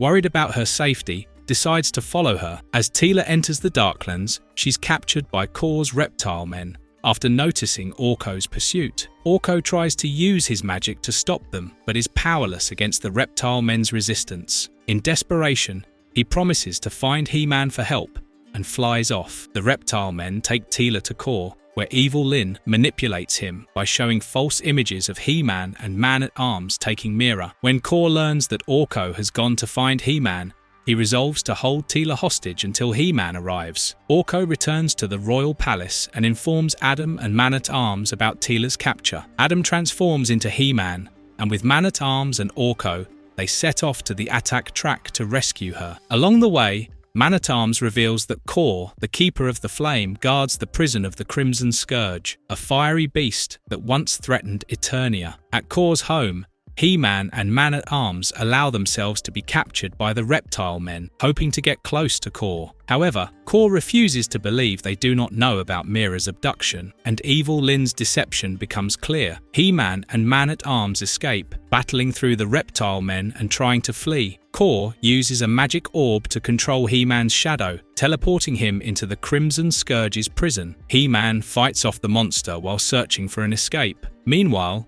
Tila and Orko manage to escape Kor's stronghold and make their way to Snake Mountain. There, they free Mira, using a grappling hook to swing across a gap and reach their sky sled, just as Triclops destroys a bridge in pursuit. Back in the Darklands, Kor prepares to imprison Man-at-Arms in the Crimson Scourge's prison. Just as he's about to act, Tila and Orko return with Mira, and HeMan escapes, narrowly avoiding the beast's fiery grasp. Kor, ashamed of his earlier stubbornness, thanks Tila for rescuing Mira. HeMan, using water from an underground river, defeats the Crimson Scourge by extinguishing its flames. Later, back at Kor's home, Tila apologizes to her father and Orko, and Kor thanks her for rescuing Mira. Tila promises to be more thoughtful in the future, listening to the advice of those who care for her. As the two families share a heartfelt embrace, Orko joyfully shakes a hand from under his hat, celebrating their victory and unity.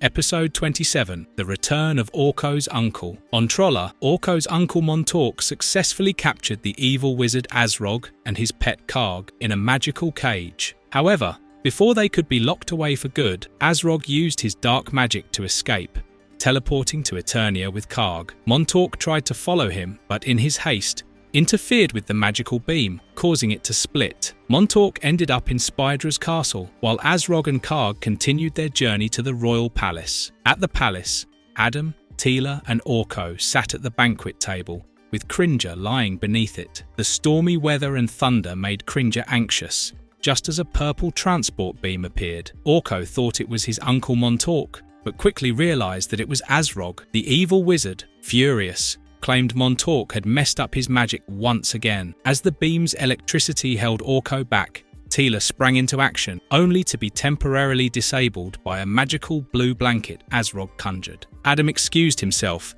claiming he had an appointment, but soon returned as HeMan. By then, Orko had freed Tila from the blanket and tossed it over Azrog, trapping him briefly on the floor. HeMan praised Orko for his quick thinking, but before Tila could call the guards, Karg, now grown to an enormous size, appeared. With a blinding flash, Azrog mounted the creature and shot a bolt of lightning at HeMan, which he deflected with his sword. Azrog ordered Karg to take them to Spydra's castle, and the two of them crashed through the palace wall, escaping. HeMan quickly deduced that Montauk had ended up at Spydra's castle by mistake, and with Tila and Orko, they set off for the Mystic Mountains in the Wind Raider. At Spydra's castle, the villainous witch had trapped Montauk in a web, but Montauk, ever resourceful, freed himself when he realized the pair planned to combine their powers. He trapped Spydra in a bubble and fled the castle, only to run into HeMan, Tila and Orko outside. After a short reunion, they spotted Azrog arriving on Karg. Azrog freed Spydra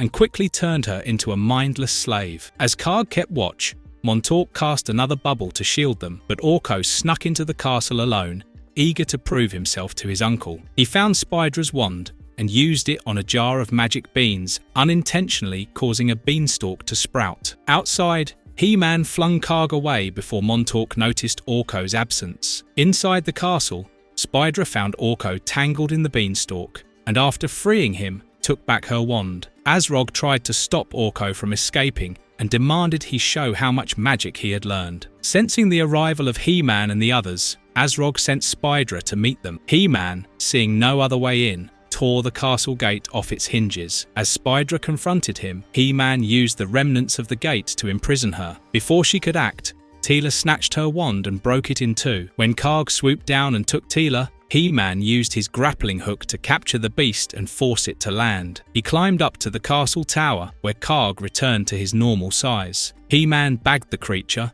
and then looked for Montauk inside the castle. Montauk used his magic to keep Karg small, while Azrog arrived with the transformed Orko. The new, evil Orko attacked the heroes, but Montauk, ever the mentor, reminded his nephew of the power of love, helping him break free of Azrog's spell. Orko was soon himself again, and with Tila's help, they destroyed Azrog's wand, rendering him powerless. In the end, Montauk returned to Trolla, taking Azrog and Spydra with him in a magic-proof cell. As Montauk praised Orko's growth as a magician, the young sorcerer, overexcited, caused an explosion that destroyed Spydra's castle. HeMan shielded Tila from the blast, laughing as the trio stood in the wreckage of the once mighty stronghold.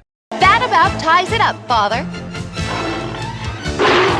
Episode 28, The Defection. At the royal palace, Orko is showing off his magic tricks in the open courtyard. Surprisingly, for once, Orko's tricks actually work as intended. Adam and Man-at-Arms clap politely, offering patronizing encouragement about how much he's improved. This praise sends Orko into a bizarre righteous speech about the nature of good and evil, declaring that good people always stay good and evil ones adhere to evil. He technically believes people seldom change their ways. They are either inherently good or decisively bad. Somewhere else on the mysterious Isle of Tears, the sorceress Sibylline is lamenting her fall from grace. Once a good sorceress, she's been corrupted by the manipulative troll Gorgon. Regretful and yearning for redemption, she expresses her wish to be who she was before, a good sorceress. Gorgon, unimpressed by her remorse, promptly throws her in the dungeon alongside King Danton, a ruler she had previously helped him imprison. However, Sibylline's magic isn't entirely gone. Mustering her strength, she teleports herself out of the dungeon, vowing to seek help. She promises Danton she'll return to free him. Sibylline appears at the royal palace,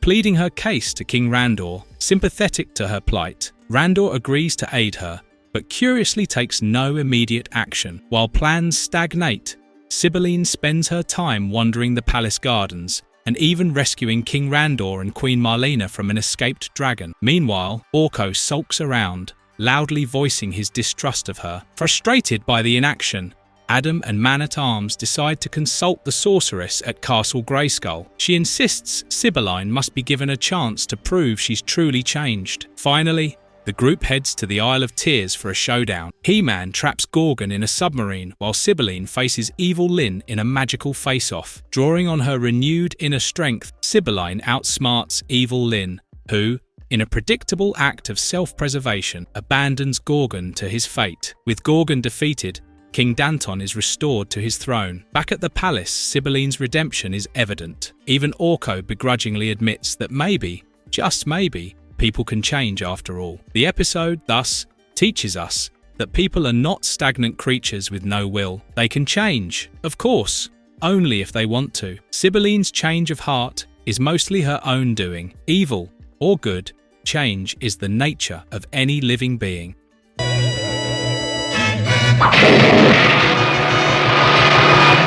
Episode 29, Prince Adam No More. The episode begins with an enraged Skeletor. He paced the stone halls of Snake Mountain, his bony hands clenched in fury about his string of defeats against the He-Man. Naturally, he pins the causes on Beastman. He grabbed Beastman's whip, tying it in a knot before smashing his chair at the council table. Skeletor effectively banished Beastman, sending him tumbling through the trapdoor. Meanwhile, far away in Eternia's royal palace, Man-at-Arms was fine-tuning the attack track for King Randor's upcoming tour of Drisdos City. The tour would only be for the king's mightiest and most courageous warrior. Prince Adam genuinely finds it disappointing that he might not be allowed to go with his father. Orko pleaded for a chance, but his magical mishaps caused chaos when he accidentally activated the attack track. The vehicle roared to life, trapping Orko inside as it careened wildly, firing its turret. Prince Adam quickly transformed into He-Man, halting the machine with a precise throw of the Sword of Power. He pried it open, calming Orko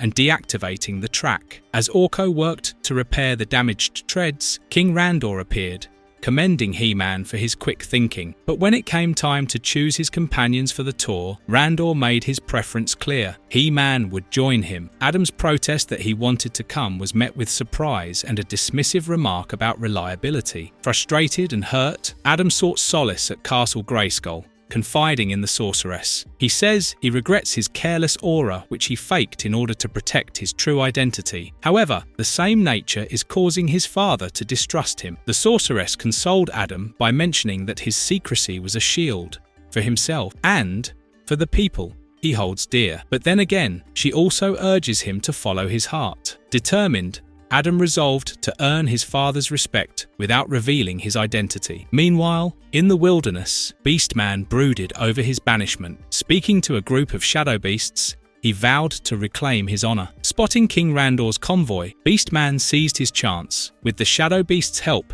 he disabled the attack track and ambushed the group, overpowering Man-at-Arms and Adam. He whisks his hostage away while demanding a hefty ransom. At Snake Mountain, Beastman was greeted by Merman, who was left in charge while Skeletor and the other evil warriors wreaked havoc in space. Merman was impressed by the kidnapping and suggested celebrating. Back in the woods, Man-at-Arms questioned why Adam hadn't transformed into He-Man. Adam surprisingly says He wants his father to recognize that he can be responsible too. Man-at-Arms reminded him that his power was meant to serve others. Realizing his mistake, Adam transformed into He-Man and set off on a sky sled while Man-at-Arms repaired the attack track. At Snake Mountain, He-Man burst through the cell where Randor was held, triggering alarms. Merman sent hover robots to recapture the king, but Randor, grabbing a joined He-Man in destroying them. As they fought, Randor confessed that he does love his son, but it is never easy to express that love openly. He, after all, is a king in his own right. Suddenly,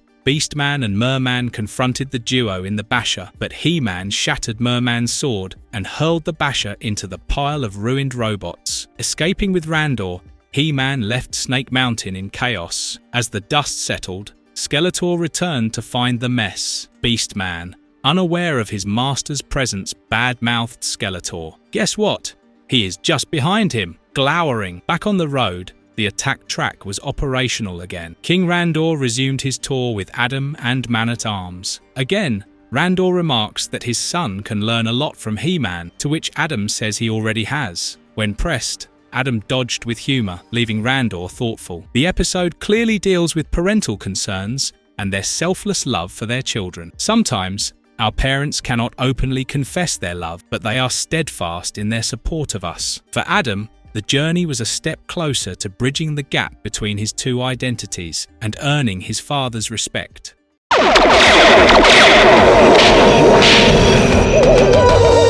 Episode 30, The Taking of Grayskull. The episode begins with Orko flitting around the palace trying to remind everyone it's his birthday. His excitement, however, isn't shared. Tila brushes him off, distracted by other matters. The king barely acknowledges him, and even the palace chef seems too busy to pay him any attention. Feeling dejected, Orko doesn't realize that everyone is actually planning a surprise party for him. The chef, for instance, is in the middle of creating an elaborate tiered cake, which he proudly shows to Tila and Prince Adam. Their preparations are interrupted by urgent news from Man-at-Arms. Trouble has erupted in Basilia. Tila immediately takes charge, gathering a group of guards and heading to the scene. When they arrive, they are met with chaos, a massive whirlwind tearing through the village. Tila courageously rescues a stranded couple, but the whirlwind's strength is overwhelming. Just as things look dire, He-Man arrives, using his incredible power to dissipate the destructive force. With Basilia safe, the group returns to the palace.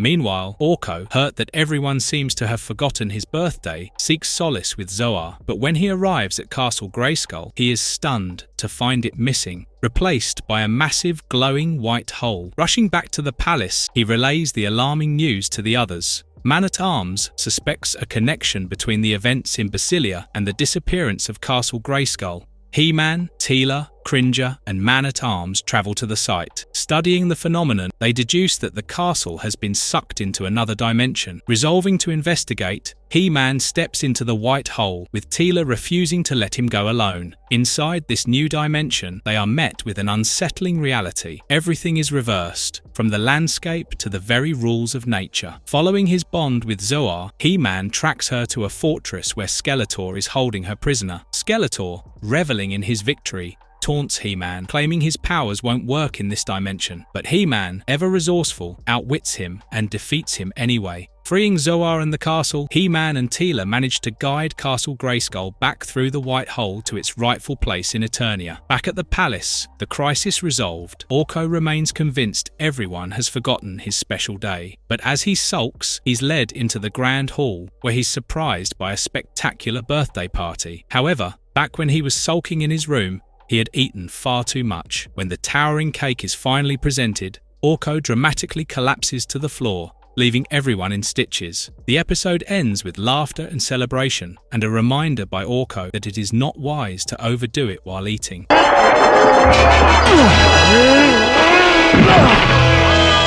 Episode 31, A Tale of Two Cities. Prince Adam and Cringer were enjoying a rare, peaceful day outside the royal palace when their vacation was interrupted by a commotion. A woman, pursued by a group of men, dashed into view. Acting swiftly, Adam transformed into He-Man and leaped to her rescue. After driving off her pursuers, the woman introduced herself as Princess Rhea of Operon. Surprised, she admitted she had always thought He-Man was a myth. He-Man decided it was best to escort her back back to Operon immediately. Their journey took an unexpected turn when they crossed into Targa. Mistaken for spies, HeMan was seized and thrown into a prison cell. Meanwhile, Battlecat and Rhea, worried about HeMan, decided to track him down. In the cell, HeMan met Garn, a man who boldly claimed to be the strongest alive. Garn even demonstrated his strength by breaking his chains. However, when HeMan questioned why Garn hadn't escaped, Garn admitted it was impossible under Targa's watchful eyes. Soon after, guards hauled HeMan to the throne room of Queen Belina. The Queen accused him of espionage and, despite HeMan's protests, sentenced him to the fighting arena. In the arena, HeMan faced Garn in a test of strength and emerged victorious. His display impressed Queen Belina, who summoned him again. When HeMan revealed his identity, she allowed him to leave. However, their meeting was interrupted by news that Princess Rhea had been captured. The Queen planned to ransom her to Operon for a substantial reward. Sensing trouble, HeMan and Garn raced back to confront the Queen. Their timing was perfect, as the King of Operon himself arrived to negotiate Rhea's release. With HeMan's intervention, the Queen's scheme was foiled and Rhea was safely returned. Despite her actions, HeMan refrained from punishing Queen Belina, claiming it was not his place to dictate justice here. As HeMan departed, Princess Rhea expressed her gratitude, and the legend of HeMan became more than just a story in Operon. As the episode ends, another moral lesson is being preached to the fans. HeMan urges that books are important as much as televisions are. After all, they allow you to choose what kind of exciting adventure the reader can take part in.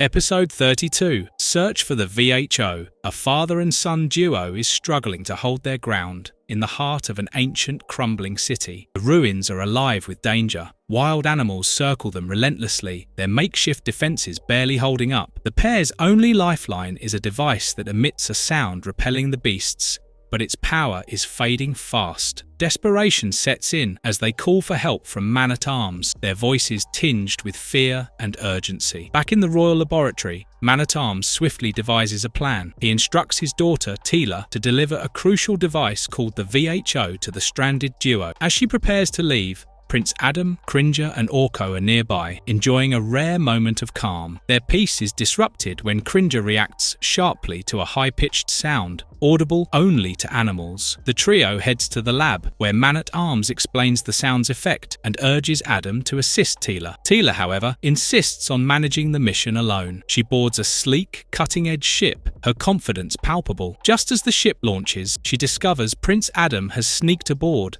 determined to help. Meanwhile, Merman, one of Skeletor's ambitious minions, sets his sights on the VHO. With it, he plans to control every beast on the planet, including Skeletors and Beastman. Not very loyal of him, now is it? Merman orchestrates an ambush, creating chaos that allows him to kidnap Tilas and steal the VHO. HeMan springs into action, battling a monstrous sea creature blocking his path. The creature, a mechanical decoy, is no match for HeMan's strength, and he quickly tracks Merman to his underwater lair. In a fierce confrontation, HeMan triumphs, rescuing Tilas and regaining the VHO. As they surface, Tilas confesses with a heavy heart that she lost the device during the struggle, diving back into the depths to retrieve it. When he resurfaces, however, it is Prince Adam who emerges, handing her the VHO. His explanation is simple. HeMan asked him to deliver it. Tilas gives him a questioning look, but chooses not to press further. Meanwhile, at the ruins, hope is dwindling for the father and son. The son, especially, struggles to believe they'll make it out alive. Just as despair takes hold, Tilas and Adam arrive, delivering the VHO in the nick of time. The animals retreat, and relief washes over the duo. Grateful, the father thanks them sincerely, while the son, his eyes lighting up, expresses a newfound fascination with the ruins. He dreams aloud of learning about the city's once great history, his hope rekindled. Adam and Tilas exchange a quiet smile before heading back, leaving the father and son for a brighter future. The episode highlights the dangers faced by researchers like Hovar and Justin. However, it is because of researchers like them that humanity now has gained so much knowledge. Episode 33, The Star Child. Deep within a forest, tensions simmered between two rival factions, the cave dwellers and the tree people. At the heart of their conflict was a young girl with extraordinary powers. Both groups sought her, claiming they could protect her, but the girl, distrustful of their intentions, saw through their words. They coveted her abilities, not her. Fearing what might become of her, she fled into the dense wilderness. Her escape came to an abrupt halt when she stumbled into a concealed pit, peril lurking below. Just as the situation seemed hopeless,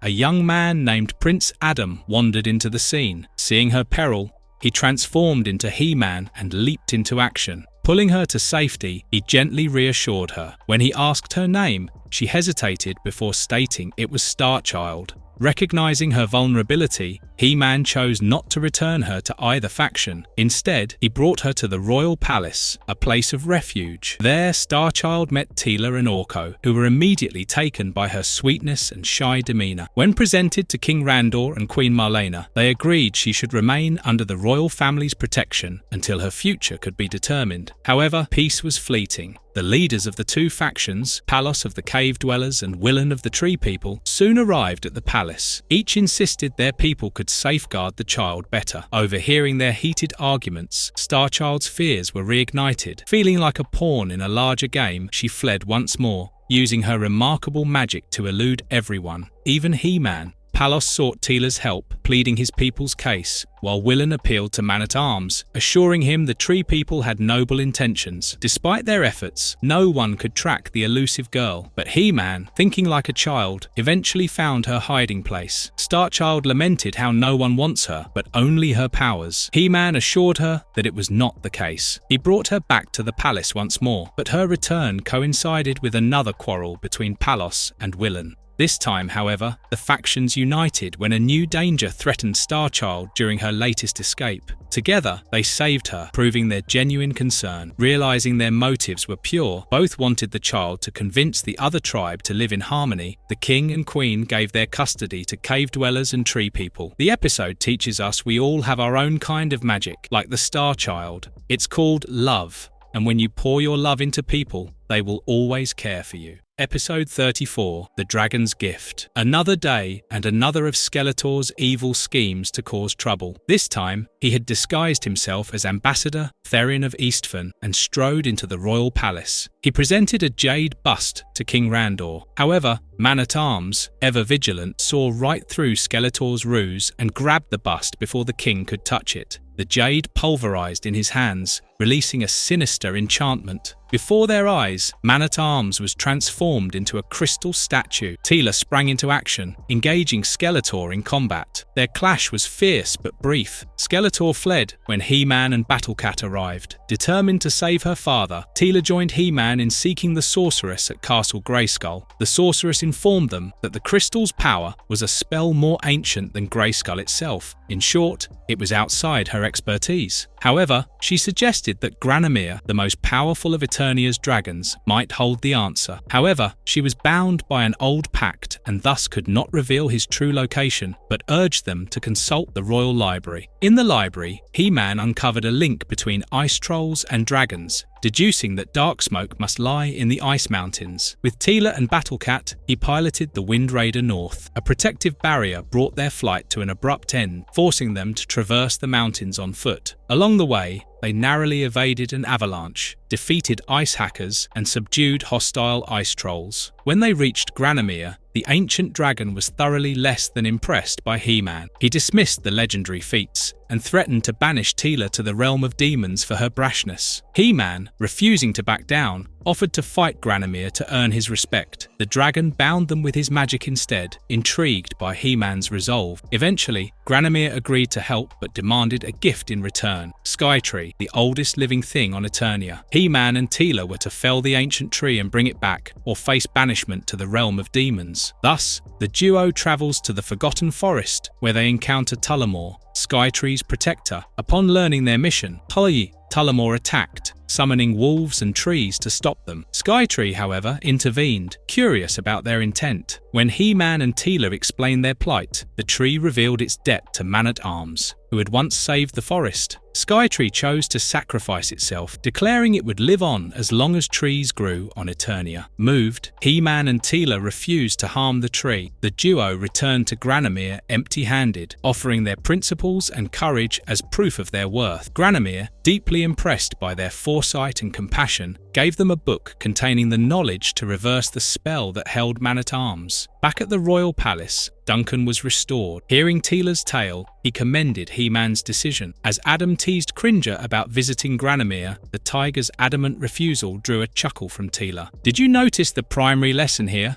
Well, the compassion HeMan showed to Skytree, of course. While trees don't usually talk, they are living organisms too. Cutting them down aimlessly would do no one any good. Remember that. Episode 35, The Sleepers Awaken. One day, Prince Adam and Tila stood on a cliffside overlooking an ominous-looking castle. She tells him about the previous inhabitants of the place. 200 years ago, an evil lord and lady, Tyrion and Valtyra, lived there. They used the powers of the nearby plants until all the plants withered and died. Left with no choice, the pair decided to sleep and wake up when the time was right. Now, almost 2 centuries later, the time has come for them to awaken from their mystical slumber. As Tila finishes her story, they spot 2 winged horses. Intrigued, they tried to ride them, but Adam, unused to flying horses, couldn't manage to go far before tumbling down. Meanwhile, Lady Valtyra is finally awake, and with her pet dragon she ventures out of her castle. She stumbles upon Prince Adam and makes him her slave. On the other hand, Tyrion was already awake and, unbeknownst to Valtyra, was watching her. He sends a huge spider to abduct Valtyra's pet dragon. Taking the opportunity, Prince Adam says he can help her if she lets him go. For her pet dragon, Valtyra lets him go, but he runs away. Valtyra thinks of him to be a coward,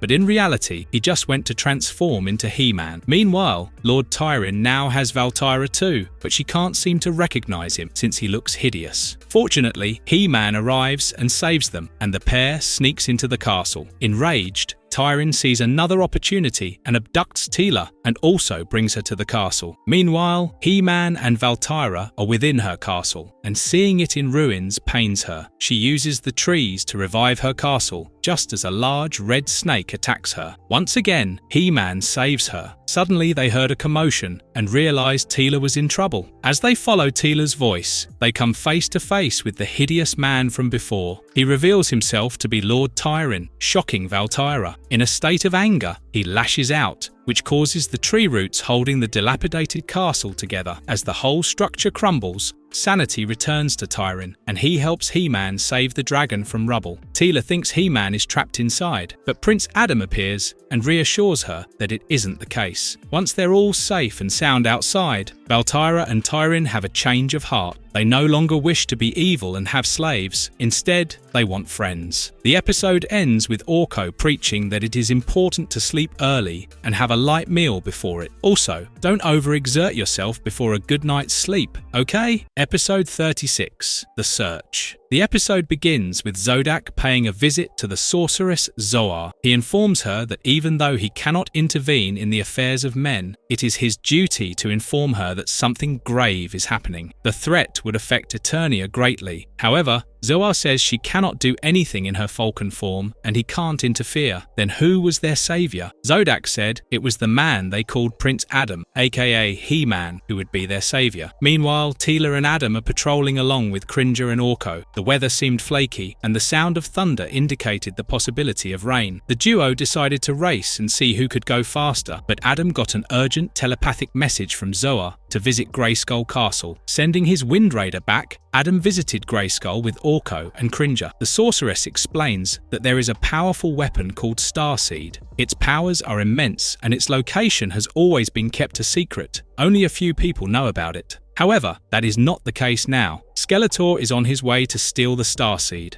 Zoar warns Adam that if Skeletor got his hands on Starseed, it would put the entire Eternia into great jeopardy. Prince Adam thus agrees to go. However, Zoar also warns that whoever touches Starseed would inexplicably be drawn to evil, and, at all costs, he has to resist the evil influence. Prince Adam transforms into He-Man and goes off in search of the Starseed. Meanwhile, Skeletor is also there, along with Merman and Beastman. They drill their way through the crystal cave when they realize He-Man is there to stop them. But before he can do that, Skeletor causes a cave-in, which stops He-Man from pursuing them. As He-Man puzzles on how to remove the rocks, Skeletor continues his search for the Starseed. Eventually, He-Man catches up with Skeletor, but is forced to help him since Skeletor took Orko captive. When the group arrived at the chamber beyond which Starseed was, they were forced to work together to defeat the guardians of the weapon. Meanwhile, Orko, now free again, gets to the Starseed first and replaces it with a fake one. When Skeletor arrives and touches the Starseed, he realizes it's not real and demands He-Man to give the real one back. However, the Starseed's evil influence had started working on He-Man. Nevertheless,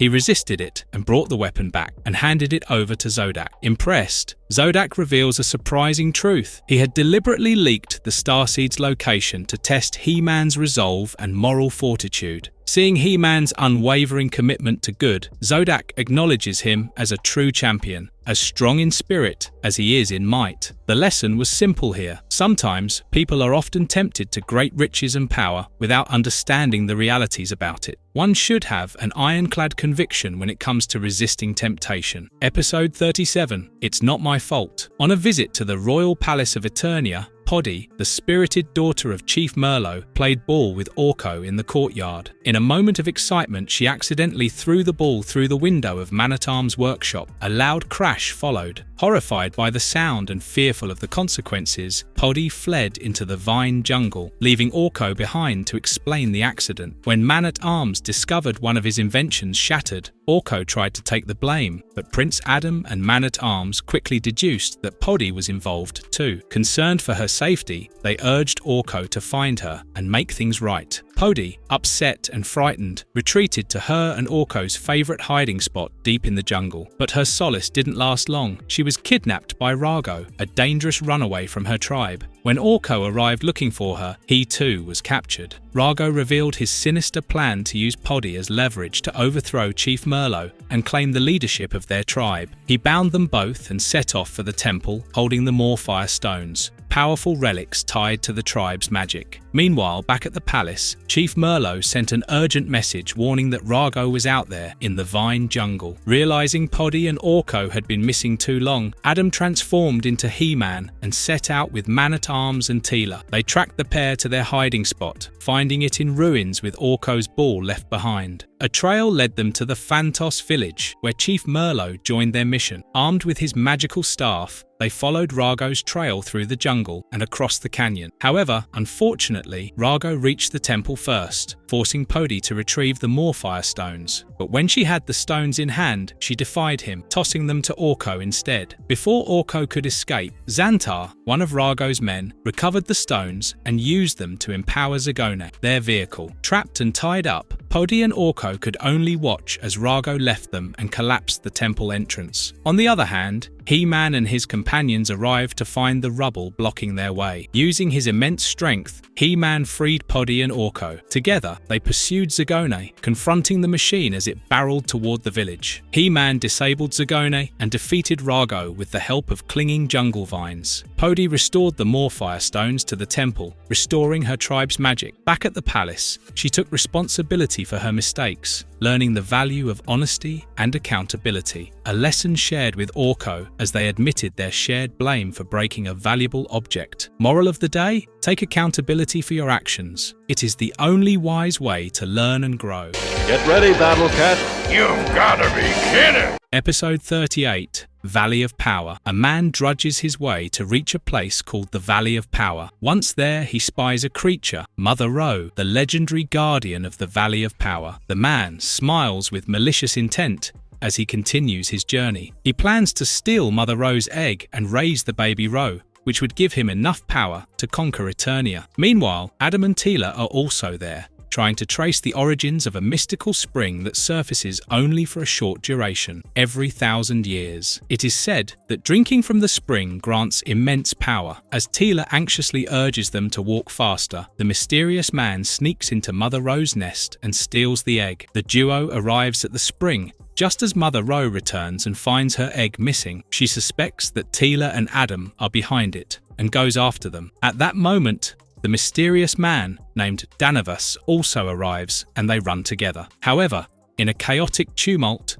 they are separated and Mother Ro takes Tila with her. Meanwhile, the spring begins to fill up and Danavas has his fill while the Ro egg tumbles out of his knapsack. The miraculous effects of the spring empower Danavas and also hatch the egg. The baby Ro, which is born now, grows rapidly in size and obeys only Danavas. To rescue Tila, Adam transforms into HeMan and along with Battle Cat sets out to free her. However, Danavas instructs baby Ro to sweep him up and drop him from the sky. Nevertheless, HeMan's cunning mind saves him, but before they can catch Danavas, he escapes and heads towards the royal palace. Tila laments that no one is there except Orko, which means the palace sits entirely unguarded. Mother Ro, realizing Tila and HeMan aren't the culprits, lends a hand, hoping to get her baby back. Tila rides Mother Ro into the city while HeMan follows on Battle Cat. As she reaches the royal palace, Orko informs her that they're under attack, which is obvious to her. They come up with an easy plan to delay Danavas as Tila sends Mother Ro back to bring HeMan back faster. Meanwhile, Zoar is watching the events unfold and decides to make a potion to revert the effects of the spring on baby Ro. She is not worried about Danavas though, since she knows the effects of the spring will soon wear off. Zoar hands the potion to Tila and she gives it to HeMan just in time. They capture Danavas, who has learned his lesson and saved the royal palace, and Eternia once more. The episode's moral lesson urges us to enjoy our time in nature, but never disturb it like Danavas had.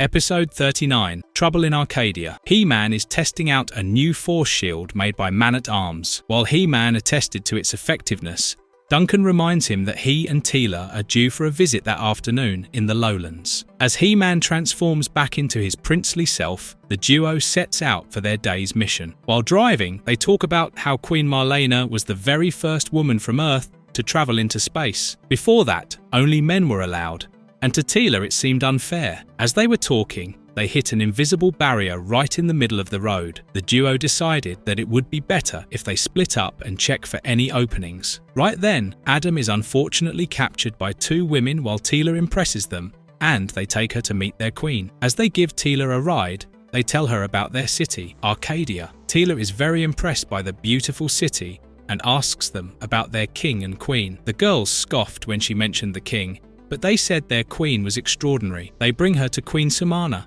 who further gives her a tour of the city and their ways. She tells them that women rule the city while men work at the mines. They're good for physical work, but not much for ruling. Tila realizes this city seems like a perfect utopia, except there is no love. Meanwhile, Adam is shoved into a cell while his sword is taken away from him. As he explores, his feet go through the floor, and he lands underground. There, he meets a man who lets him know that the men do the mining around here, prince or not. Adam clearly states how risky the mining conditions are, but when the man informs the queen, she simply dismisses it. Later on, as Tila expresses her desire to leave, they refuse to let her go since now she knows their secrets. But before they can catch her, she runs away, trying to find Adam. Meanwhile, Adam also heads out of the mine to find his sword, when he suddenly collides with Tila. They escape, but are again captured and separated by the queen. Nevertheless, Tila expertly persuades her to listen to Adam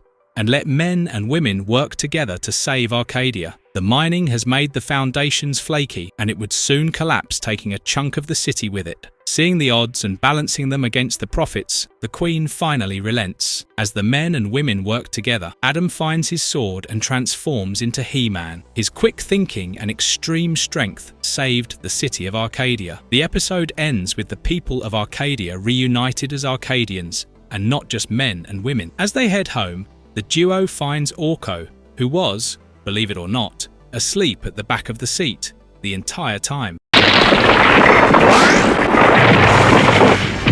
Episode 40, The House of Shakoti, Part 1. The episode begins with the sorceress Zoar telling HeMan about a strange occurrence, a mysterious pyramid emerging from the sands of time, a foreboding omen of ancient evil. Concerned, she urges him to investigate. Bringing Ramman and Orko as backup, HeMan soars to a nearby fortress that first reported the strange phenomenon. Upon arrival, they find the stronghold under siege by a swarm of robotic insects. After a fierce battle, the heroes defeat the mechanical attackers and salvage a damaged unit's brain. Reprogramming it, they follow its signals back to Trapjaw's hideout. At the hideout, the heroes uncover a new threat, a masked villain cloaked in black, calling himself Mask. As the heroic warriors overwhelm Trapjaw, Mask abandons his ally, vanishing into the shadows. Not very trustworthy or chivalrous of him now, was it? Nevertheless, with the immediate threat contained, HeMan and Orko return to the royal palace to enlist the help of Malaktha,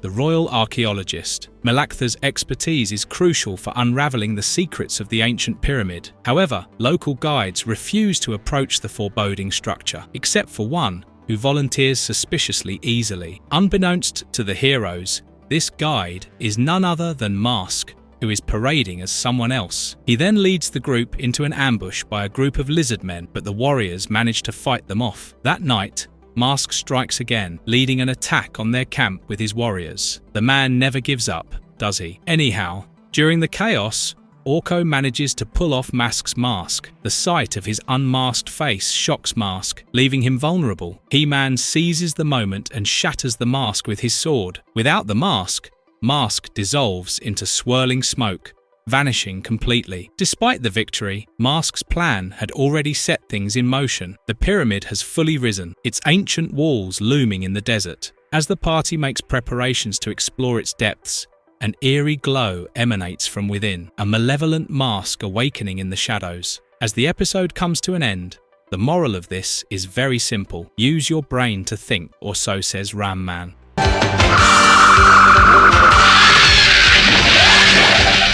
Episode 41, The House of Shakoti, Part 2. As the last episode's events sink in, the group's continued exploration of the pyramid leads to a startling discovery. It is the eternal resting place of Shakoti, a malevolent sorceress from the dark past of Eternia. Malaktha, the seasoned archaeologist leading the expedition, decides to send his eager but inexperienced apprentice, Stanlyn, back to the royal palace for his safety. However, things don't go as planned, and the disappointed Stanlyn's youthful curiosity soon gets the better of him. Now is a good time to remember that curiosity killed the cat. Thus, the curious apprentice, Stanlyn convinces HeMan to help him force open the pyramid's door while the others sleep. But their plan takes a terrifying turn when the mask of Shakoti springs to life, pulling Stanlyn inside. Alarmed, Adam quickly becomes HeMan and leads the group into the pyramid to rescue him. Inside, Stanlyn has his own share of problems. He encounters a monstrous rat,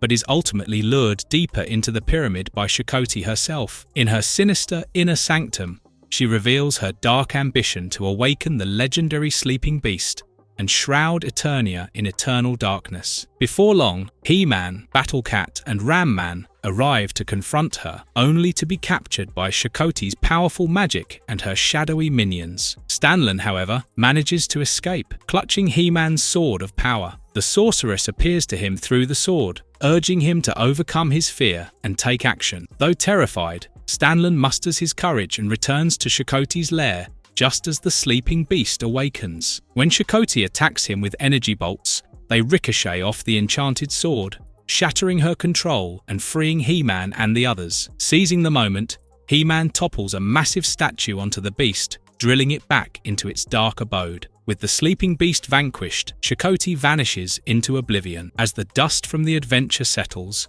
everyone is gathered together. Outside the pyramid, a humbled Stanlyn admits his mistake to Prince Adam. Though he agrees to return to the royal palace, it's clear the adventure has left its mark, teaching him a valuable lesson about bravery and responsibility. The episode teaches us another big lesson. While it may seem fun to explore abandoned places, it seldom comes across that way. Such places are dangerous, and if you are not a certified archaeologist with a whole host of teams and proper permits to explore, don't take the risk at all. Oops, I think I overdid it. Just a little slip of the hat. Episode 42, Double-Edged Sword. On a sunny day, Man-at-Arms invites King Randor along with Prince Adam to accompany him as he goes to the energizing chamber. There, he reveals to them that they're in grave danger of running out of Eternium, an all-powerful substance that channels energy and provides power to all of Eternia. The king naturally grows wary and thinks about how they can replenish the substance. To his detriment, Duncan informs them that finding and extracting Eternium is no easy feat. But if they do not get hold of it sooner rather than later, then the entire planet would be under grave danger. Meanwhile, far away at Sands of Time, a child named Chad is practicing with Scatter Ray, along with his cute and humble companion, Burby. He wants to be a soldier, but his firing aim leaves much to be desired. He laments his lack of skill to his grandfather, who wonders out loud about how becoming a soldier cannot be the only choice for him. Chad, naive and a little too precocious, says fighting is fun. In his mind, he has a heroic picture of Tila and HeMan fighting the evil warriors and their leader Skeletor. However, Chad's grandfather chastises him by saying fighting is never all fun and someone always gets hurt. Nevertheless, their conversation is suddenly stalled when they realize they have got hold of something very rare, Eternium. On the other hand, Merman and Trapjaw get news on the valuable nature of Eternium, and they suddenly want it for themselves. Meanwhile, Chad's grandfather sent a missive to the royal palace about their Eternium discovery. King Randor quickly dispatches Tila, along with Prince Adam, Cringer, and Orko to bring it back. However, when they arrive at the scene, they find that as Chad and his grandfather were transporting the substance, they were ambushed by Merman and Trapjaw. Despite the odds, the grandfather-grandchild duo were doing their best to keep Eternium out of the enemy's hands. Fortunately for them, Tila jumps into the fray, along with HeMan astride Battle Cat. They drive the perpetrators back momentarily, but they decide it would be wise to avoid waiting around and take the Eternium to safety. Meanwhile, Trapjaw, with his straw-head brain, decides that if Eternium is the most powerful substance on the planet, eating it would give him great strength. Thus, the duo again sets off to chase and eat Eternium. They catch up with HeMan and his group, and, funnily, Trapjaw eats a little of Eternium and gets tremendous strength. Nevertheless, HeMan is a hero for a reason, and he easily overbears Trapjaw while Tila handles Merman. However, in the scuffle, Burby ended up eating a shattered piece of Eternium, which made him terribly sick. As the dust settles, HeMan takes Burby to Zoar to help. Eventually, they revive him, while Chad's grandfather tells the real story behind his current predicament, how he ended up being in a wheelchair. The lesson this episode imparts is that fighting might seem cool, but in real life, it could hurt anyone, the person who is fighting or their loved ones. Episode 43, The Mystery of Man-E-Faces. It's a birthday celebration of the Queen, of course, and both Orko and Cringer are helping. However, their bickering leads to a minor mishap, and Adam tells them to zip it up and clean up the mess. Just then, Adam reveals their special guest, a man who can wear many different faces, Man-E-Faces. His first monstrous face scares Orko and Cringer to the bone, but soon the mysterious man's jovial personality eases them. It is then that Man-at-Arms arrived at the party and had his first meeting with Man-E-Faces. They greet each other, and when the latter leaves, Duncan asks Adam about him. Prince Adam reiterates the tale to Duncan of how they knew the kind and fun-loving Man-E-Faces. However, Adam warns him that the guy isn't always so friendly. Actually, he started off as a villain. In the past, Man-E-Faces was terrorizing a settlement of widgets. He tried to lord over them, but Zoar had been watching them and requested HeMan to help them. However, unbeknownst to them, even Skeletor was watching Man-E-Faces and wanted him to work for them. Back at the widget settlement, HeMan arrives to liberate the little guys from Man-E-Faces' bullying. A little scuffle ensues. But before they can finally corner the man, Skeletor snatches him away onto his collector. There, Skeletor makes an offer to join them against HeMan. However, he refuses to do so, and enraged, Skeletor makes Beastman telepathically force the guy to work for them. Meanwhile, Zoar thinks Man-E-Faces might be a bully, but he isn't a bad person. Thus, she urges HeMan to help him, but before anything can happen, Zoar receives a signal of Grayskull being under attack. She quickly rushes there and does her best to fend off Man-E-Faces and Beastman. Just as it seemed a little too overwhelming for her, HeMan arrives and lends a hand. He breaks the mind control of Beastman over Man-E-Faces, and together they stop him. Then they go back to Collector and damage the airship enough to send it tumbling down a cliff. Once the events conclude, He-Man and his group talk with Man-E-Faces and reaffirm their assumption that he isn't a bad person. One of the lessons this episode teaches us is that people who look the worst might not be the worst sort of person in their hearts, just like Man-E-Faces, it seems. Here! Right back at you! Episode 44, The Region of Ice. The royal family, along with Orko, Man-at-Arms and Tila, are enjoying a fun vacation on an icy land. As the king and queen skate down the icy slopes, Duncan remarks a refreshing break is all they need. The queen, in a jest, throws a snowball at His Majesty, but when the king turns around, he notices that she simply vanished, disappeared into thin air. Obviously distressed, the king calls out for her, but suddenly even he disappears. One by one, they all do, leaving only Adam and Orko. However, when Adam tries to retrace their steps, he is even hauled underground. Orko, left alone, is baffled about how Adam could fall underneath when the ice is solid. Intrigued, he decides to investigate and finds that beneath the sheet of ice, there is a giant spider that has trapped the royal family, Tila and Duncan, in ice. The spider, Slush, is controlled by the Ice Lord. He apologizes profusely for the inconvenience he caused, but he only wants to hold them there until He-Man arrives. As Orko spies on him,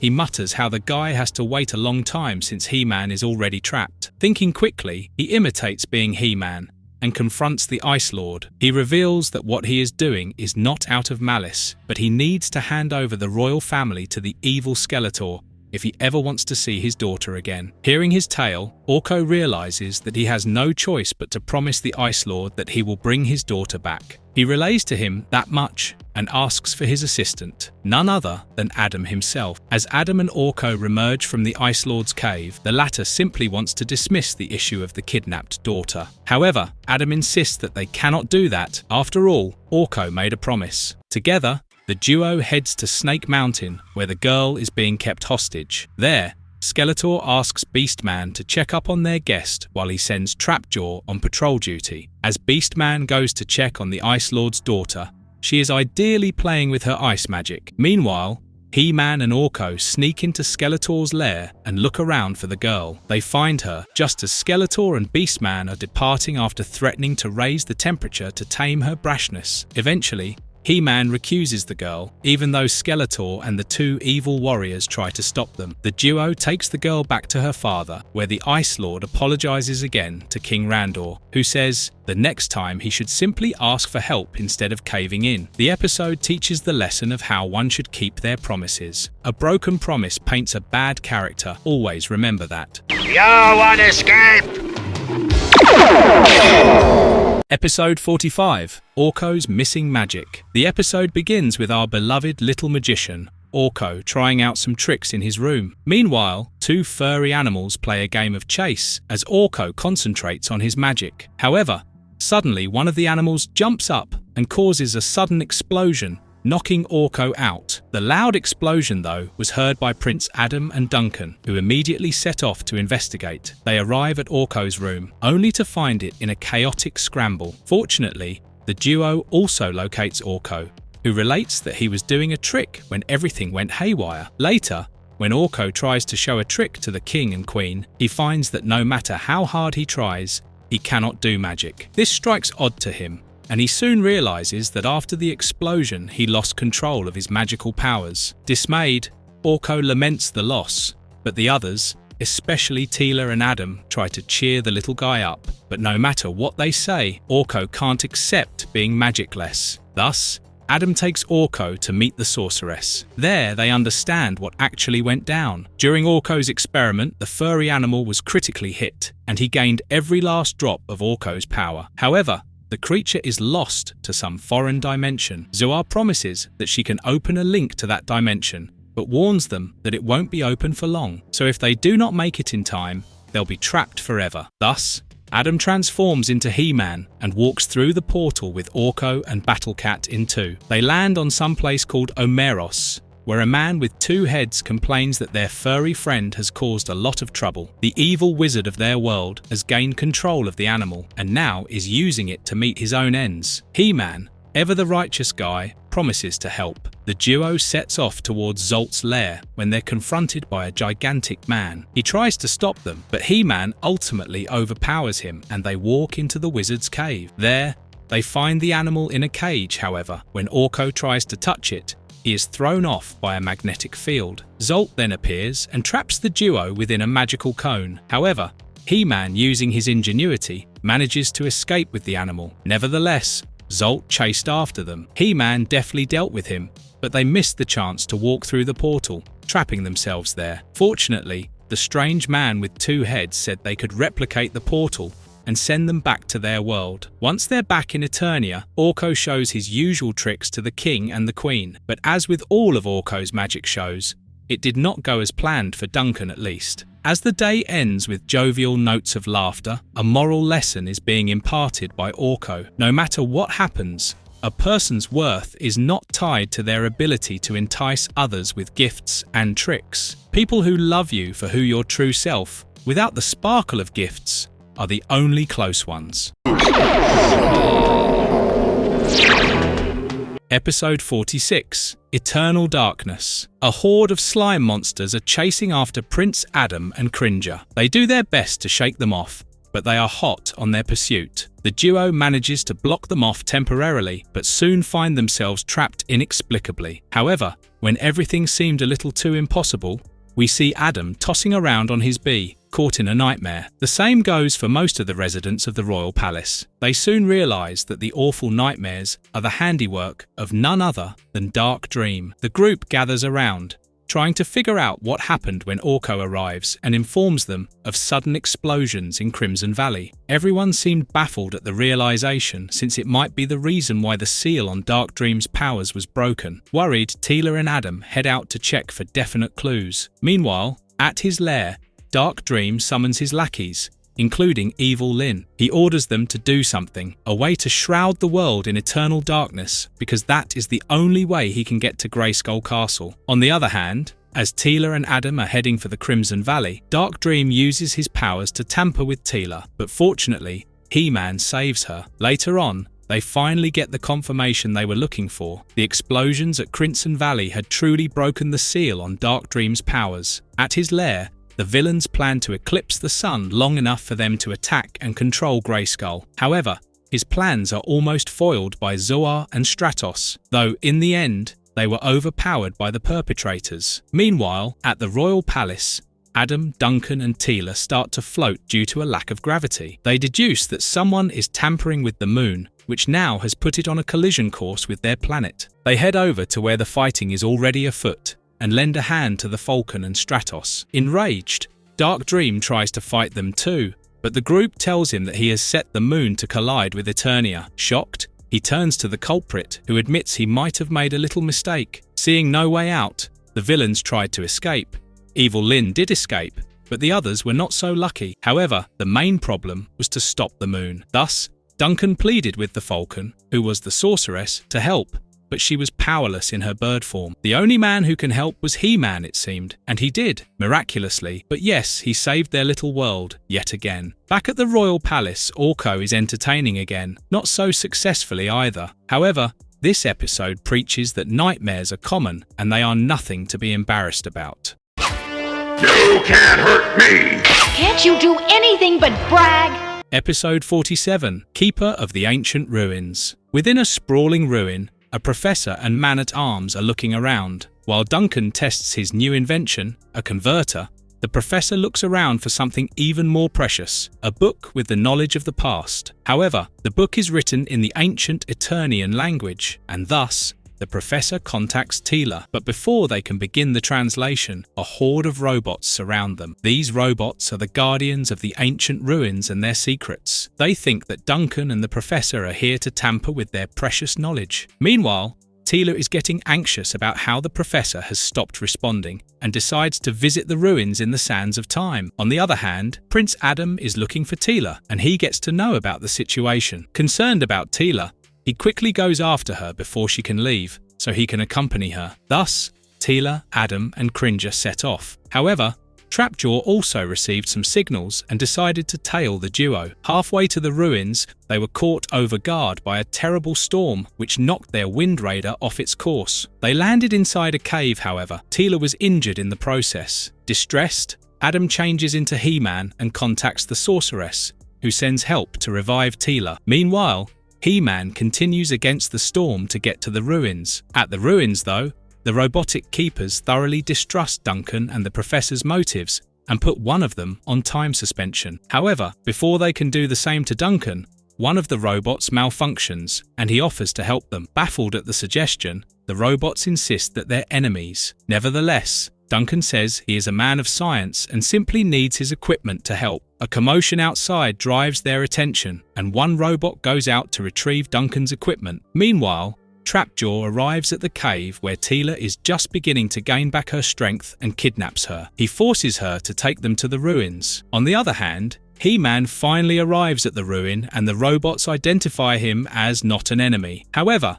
at that moment, even Trapjaw comes barging in with Tila in tow. A little scuffle ensues, which ends in Trapjaw in time suspension. As the group leaves, the robots finally realize that they're simply here to preserve the vast knowledge the ruins hold. As another episode ends, HeMan preaches the moral importance of gaining knowledge. There is a reason people say knowledge is power and museums are a treasure trove of knowledge. Throw him into the tunnel!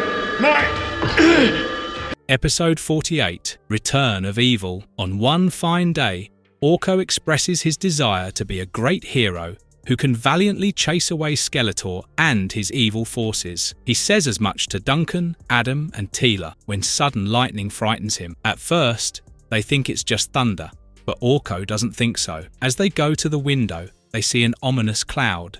Scared, Orko says the evil has returned and tries to hide. The others, a little confused, coax Orko to come out and tell them the whole story. Orko relays that the thunder is the handiwork of the evil Aramesh, someone from his dimension. He is after the secret that Orko has kept buried. But before he can say much, Aramesh arrives and takes Orko with him. Unable to stop him before, HeMan goes after Aramesh while Tila and Duncan tail him. Meanwhile, Skeletor is spying on them and decides to get his hand on the secret too. He goes after Aramesh, but before he can get him, HeMan arrives with a steadfast intention to get back Orko. However, before he can get back Orko from a cornered Aramesh, Skeletor whisks them away. Confused, HeMan heads back to the royal palace and asks Duncan and Tila to do the same. Back at his lair, Skeletor proposes his idea to Aramesh, who readily agrees. Later on, he takes Orko to the royal palace and hands his over to HeMan and his friends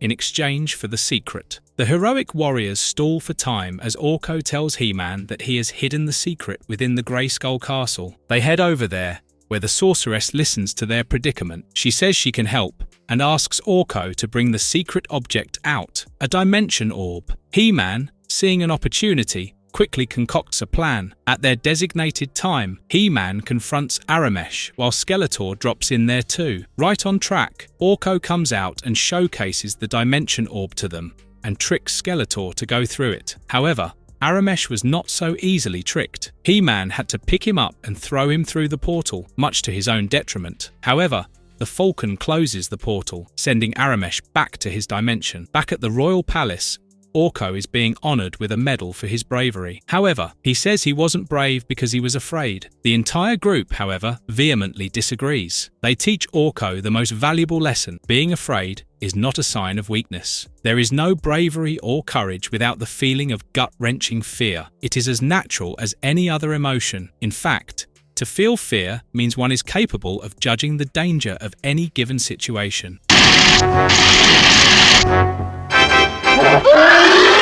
Episode 49, Return of the Griffin. Under the cover of the night, Beastman and Trapjaw break into the Shrine of Griffin and steal a jewel. However, noticing its worth, Beastman decided to hide it instead of handing it straight over to the Skeletor. The following day, a page boy named Thad was sulking about how no one noticed him when he ran straight into Prince Adam. As a kind-hearted prince, he did not take offense to it and continued on his way. But to Thad, it seemed like Prince Adam ignored him, just like everyone ignores his existence. Suddenly, he came upon a jewel that he decided to keep. Back at the palace, Thad came across Tila, who complimented the jewel that he was holding, bolstering his belief that if kept the jewel, people would notice him. Meanwhile, someone had reported the Shrine of Griffin break-in, and as Galen and his assistant go to investigate it, they find the jewel missing. Galen fears the wrath of Griffin, and true enough, as they step outside, Griffin is there, wreaking absolute havoc. They alert the royal guards,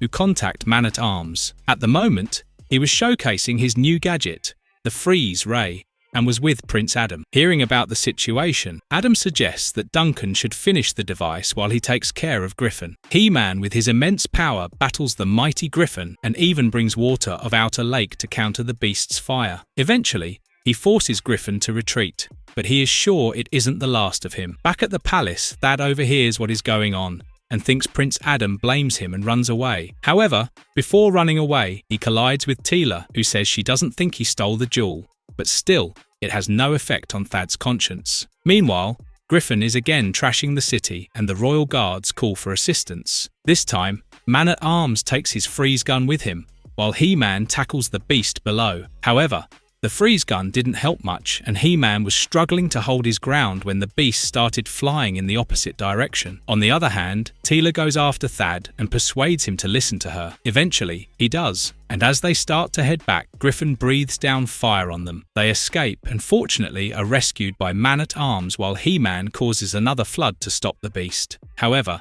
in the chaos, Thad drops the jewel, which turns out to be an egg. Before their eyes, a baby beast was born, and it all became clear. The Griffin was protecting the baby. However, it seems that the beasts hate water, so they can't rescue it. Moved, Thad himself jumps down into the water and rescues the baby. Later on, all of them praise Thad for his bravery, and Adam promises to tell the king about his good deed.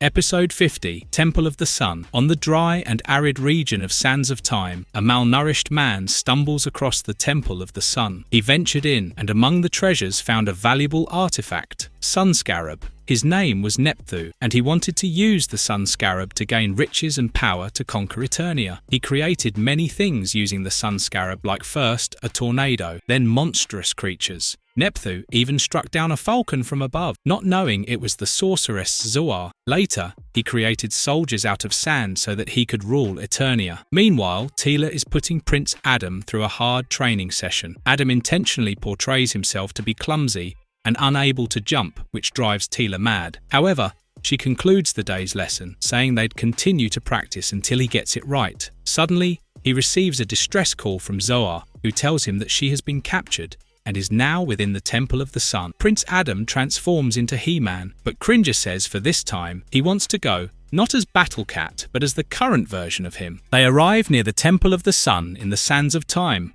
when they're driven back by the sandstorm created by Nepthu. HeMan easily clears the path, and Cringer says he'd rather be Battle Cat now. No sooner did Cringer turn into Battle Cat than a gigantic scorpion came around. HeMan defeats it and heads into the temple. Inside the temple, Zoar had managed to free herself, but using the Sun Scarab turned her into a diamond falcon. Fortunately for her, HeMan arrives at the scene, and with a little help from Man-at-Arms, they manage to rescue her and defeat Nepthu. He even destroys the Sun Scarab, but later on, Zoar says she has restored it. As the episode ends, HeMan tells his fans about how becoming a leader is no piece of cake. It takes a lot of hard work and responsibility, but it is also equally prudent to use one's head when following a leader.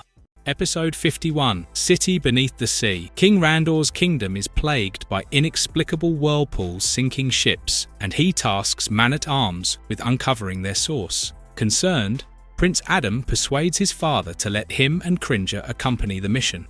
As they venture out to sea, their ship is caught in a whirlpool. Amid the chaos, Adam transforms into HeMan to save Man-at-Arms from falling debris. The whirlpool sweeps them into a city beneath the waves, populated by fish-like humanoids, the legendary city of Aquatica. Here, they discover the city is under the rule of Merman, who wields the mystical Pearl of Power. When HeMan and his companions attempt to confront him, Merman uses the Pearl's magic to subdue them. He sends them to an arena to face a monstrous creature called the Lorbos. HeMan triumphs in the arena, defeating the Lorbos, and they make a daring escape, only to be cornered by Aquatican guards. A surprising ally comes to their rescue, Skeletor, an Aquatican untouched by Merman's mind control thanks to his mastery of protective magic. Skeletor explains that Merman has enslaved the city using the Pearl of Power and imprisoned their true ruler, Princess Nami, in a cavern guarded by a monstrous creature. He-Man and Man-at-Arms swim to the cavern where they battle the beast. He-Man cleverly causes a cave-in, defeating the creature and freeing the princess. Returning to the city, they seize the pearl and break Merman's control over the Aquaticans. Enraged, Merman activates a whirlpool machine to destroy the city. Thinking quickly, He-Man spins a guardrail around the city's edge so fast it disrupts the whirlpool, saving Aquatica. With the city restored, Princess Nami thanks her heroes, and He-Man, Man-at-Arms, and Cringer return to the surface, their mission complete. The episode teaches the importance of trusting people and waiting to know them before judging them, simply because they are different than you. If anything, judge a person by how their behaviour changes when they do not agree with you. Episode 52, Tila's Trial. Man-at-Arms is showcasing his new invention. It is a portable teleportation device which at its full power can teleport even 5 people at once. Unfortunately, Trapjaw sneaks up on this conversation and tries to get his hands on the teleportation device. Thus, he tries to take away Man-at-Arms, but he puts up a worthy fight. Meanwhile, Tila, desperate to save her father, uses the device to teleport him, but accidentally leaves him stranded where Trapjaw finds him. But it was not apparent to her until she was back at the royal palace. She thought she was transporting him back to the palace, but her miscalculation led to his disappearance. Racked with guilt, Tila decides to punish herself. She asks the king and queen to dismiss her, but they refuse, which makes her exile herself to the wastelands. Meanwhile, Man-at-Arms is held within the Snake Mountain and was tasked by Skeletor to create another teleporting device. However, smart as he is, he successfully made a brief contact with Adam to let him know where he was. Prince Adam, relieved that Tila didn't mess up as badly as she thought she had, decided to find her first, and then together go to rescue Duncan. As Tila was stumbling through the wastelands, she was attacked by a sand snake, but He-Man arrived just in time to save her. He informed her that her father was at the Snake Mountain, and she eagerly offered her help to rescue him. When the pair arrived at the Snake Mountain, Tila created a distraction while He-Man saved Man-at-Arms. However, the transportation device was low on charge and could only transport 2 of them. They decided it was best if Duncan and Tila used it since He-Man could easily get out of there. That proved to be right, of course. As the episode ends, Man-at-Arms informs us that mistakes are okay, but running away from them, not so okay. One has to accept their shortcomings and learn from them so that in the future, the mistakes won't be repeated again. Episode 53, Dree-El's Return. In Trolla, Dree-Ella and her little brother, Yuccas, prepare to visit Eternia to inform Orko and his friends about the missing Horn of Evil. Yuccas naturally points out that they have no way to teleport to Eternos suddenly, but Dree-Ella says Orko once gave her a magic pyramid which can easily take them to him at the drop of a hat. Meanwhile, at Eternia, Prince Adam and Man-at-Arms are visiting the city of Colmay to watch a meteor shower when it goes tragically haywire. Thinking fast, Adam changes into He-Man and prevents a bigger disaster from taking place. The duo then heads back to the royal palace, since no one is there except the little magician Orko. At the palace, Orko gets a surprise visit from Dree-Ella and his brother, who quite frankly is a handful. He plays little tricks on everyone he meets, and Orko falls prey to his antics. After scolding Yuccas, Dree-Ella informs Orko about the Horn of Evil, and immediately Orko knows who could have it, the henchmen of Skeletor. They decide to follow the trail themselves, and when they arrive at Castle Grayskull, the scene is pretty much what they expected to see. Trapjaw and Clawful are trying to use the horn to get past the castle's defences. The sorceress tries to drive them away, but she is caught up in the black mist of the horn when Orko, Dree-Ella and Yuccas intervene. They manage to pry the horn away from the 2 evil warriors, but due to Yucca's mischief, Orko and Yuccas are caught by their pursuers. Orko urges Ella to run and get help from the only person who is strong enough to put an end to this, HeMan. Ella immediately sets off to find HeMan and runs into Tila and Prince Adam. She explains everything to them, and Tila rushes first to Orko and aid. Prince Adam changes back into HeMan and closely follows Tila. Meanwhile, Orko and Yuccas are hung up by Trapjaw and Clawful. They try to use the horn, but Orko hides it away. Annoyed, the evil warriors when Tila arrives at the scene. She storms the evil warriors to rescue her friend, but finds herself facing some robots when HeMan also arrives. He quickly takes care of Clawful, while Ella and Tila manage to defeat Trapjaw. However, Yuccas creates an even bigger mess. He accidentally blows the horn, turning everything in sight evil. Tila and HeMan are on the verge of being overwhelmed when the sorceress tells Orko through telepathy that there is a song within the horn that can reverse it.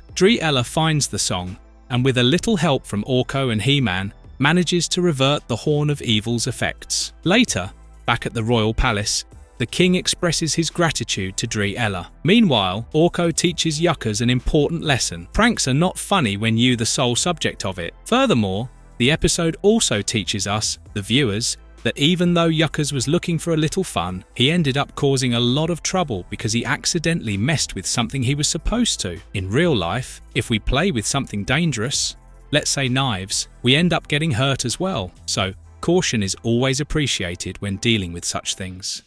Episode 54, Game Plan. Another fine day begins as Prince Adam tries to carve things out of stone. Surprising, ain't it? The prodigal prince working. Tila teasingly asks what he is doing, and he says he's carving something important. Man-at-Arms arrives, with his new beam ray which can carve out almost anything. Meanwhile, somewhere else, an evil game master, Negator, is setting up his stage for a game. What he lacks? A victim to play the game with. As lackeys are spying on Prince Adam and his friends, the Negator arrives to offer Man-at-Arms a proposition to work for him. Negator thinks it's a shame that with all his intellect, Man-at-Arms is simply working for the good and not the evil. Naturally, Duncan refuses to comply with the Negator. Incensed, the Negator caused a cave-in, trying to use the chaos to show his might. Unfortunately, Adam, who was inside the tunnels, gets trapped there after the cave-in. Seeing no way out, the prince transforms into HeMan and barges his way out. Meanwhile,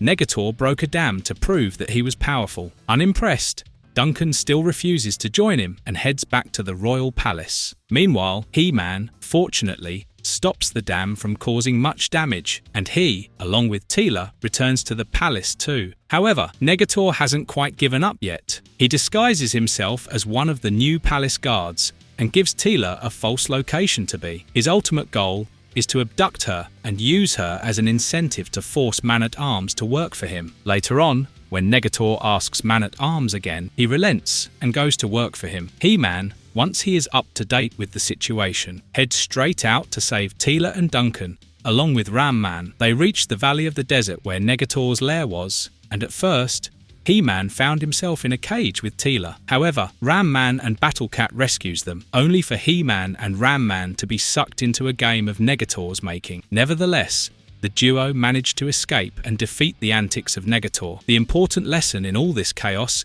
is that games might be fun and incentivize the players to win. However, you should not be so engrossed in a game that you forget to look after your own safety.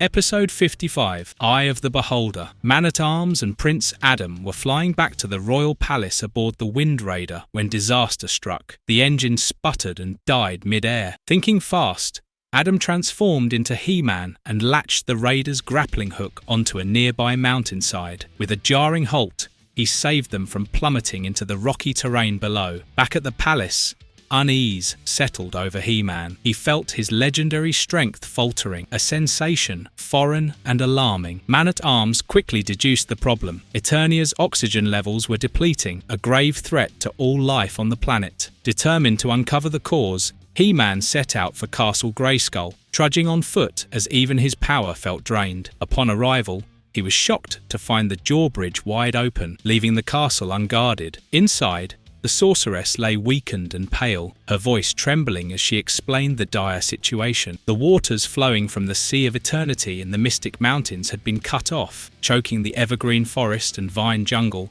and disrupting the oxygen cycle. Realizing the gravity of the situation, HeMan decided that he had to do something to bring the oxygen levels to normal. Thus, HeMan, now equipped with a breathing apparatus from Man-at-Arms, made for the Mystic Mountains. Along the way, he was ambushed by a band of insect people. Amid the chaos, one warrior, Garth, revealed a tragic plight. His race's eggs were failing to glow, a sign they might not hatch. Recognizing their shared goals, HeMan saved the fragile eggs from an avalanche, earning Garth's trust and alliance. The pair pressed on, only to face Beastman and Triclops guarding a cavern. With combined strength and wit, they defeated the villains and reached the Sea of Eternity. Once there, they discovered Skeletor, who stood triumphant atop a monstrous machine, siphoning the sea's waters into an underground pit. The nearby river, which once fed the lush forests, was dammed. Thus, a fierce battle unfolded, and in the ensuing battle, HeMan's oxygen supply dwindled dangerously, forcing him to retreat. However,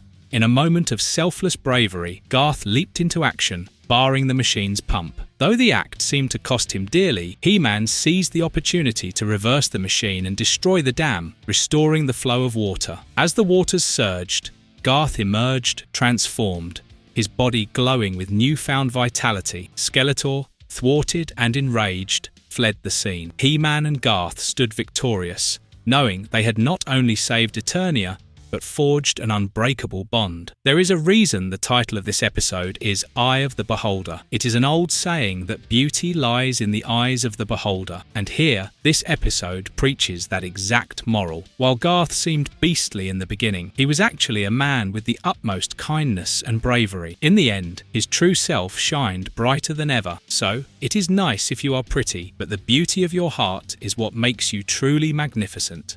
Episode 56. Quest for the Sword. This episode begins with Orko, Tila, Man-at-Arms, and Prince Adam, along with Cringer enjoying a day out. Our beloved little magician is entertaining two kids while Adam decides he wants to fish. However, the ground starts to shake and they see a volcano erupting. The violent eruption caused the ground to split in two, risking the lives of the two kids Orko was playing with. Prince Adam asks Cringer to run away so that he play a ruse of chasing him and transform into the HeMan. As Cringer bolts, Adam goes after him, much to Tila's annoyance, and then comes back as HeMan. The eruption has caused a huge rift, and HeMan uses his sword and a rope to bridge the gap and save the children. However, in the process, his sword got stuck on the other side and he quickly goes to find a Wind Raider. Unfortunately, one of the rock men emerges and gets hold of the sword first. As HeMan arrives and asks to give it back, the Rockman vehemently refuses. Suddenly, the ground starts to shake again, and as the two halves of the rift start to move toward each other again, HeMan barely manages to escape. Tila is still angry with Adam for leaving abruptly and wants to give him a piece of her mind, but unbeknownst to her, without the sword, she might never see Adam again. Man-at-Arms and Orko know this, as well as HeMan, thus getting the sword back becomes their priority. The group goes back to the palace and brings back a few equipment along with Ram-Man. They barge their way into the lair of the Rock Men and eventually find them near a bottomless pit. The Rockman, Raybar, is trying to incite a feeling of battle lust among his brethren. However, even from their vantage point, HeMan and his friends can see that the rest of the Rockmen are peaceful people. They do not want to fight, nor do they know how. Thus, as Ram-Man creates a distraction, HeMan goes to the Rock Men and urges the supposed leader to stop thinking about being a warrior. Eventually, a chaotic situation leads to the roof of the cave falling, but HeMan valiantly holds it up. However,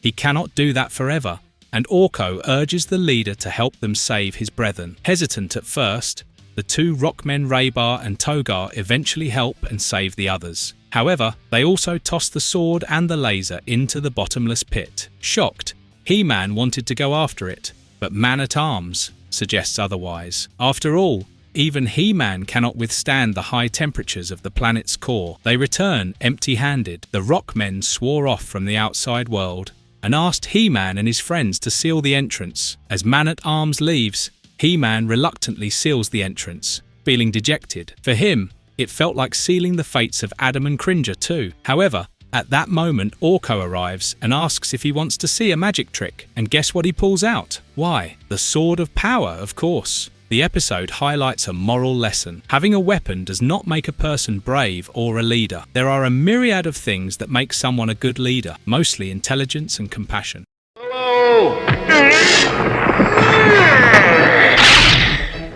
Episode 57, Castle of Heroes. The Skeletor is busy spying on the ongoings of the royal palace. Suddenly, within his own hideout, there is a commotion and he finds two strange warriors there. These warriors, Hannibal and Blackbeard, belong to Skeletor's old friend Monteague, who is building a menagerie of great warriors. He has come to Eternia because he has heard about the heroics of HeMan and wants to include him in his army. At first, Skeletor scoffed at it, but soon he realized that if Monteague took HeMan away, then he would easily be able to conquer Eternia. Thus, Monteague sets up a few tests for HeMan to check his potential. As Skeletor watches from his lair, Monteague goes to Prince Adam and Tila and requests their aid. He tells them that his home Polonia is being ravaged by a giant. Tila, though skeptical, promises to help him, but HeMan asks her to stay behind while he and Orko investigate the matter. As they fly to Polonia, Monteague first tests HeMan by creating a forest fire. HeMan easily douses it, and as they continue on their journey, he tackles the weapons of the ice trolls and even a cave whose entrance seemed tricky to pass through. However, as they land in Polonia, they don't see any sign of the giant, and suddenly even Monteague has vanished. In his place, Blackbeard and Hannibal come and inform him that he'd join their army. However, as HeMan is herded towards the end of a plank, he catapults and escapes. Seeing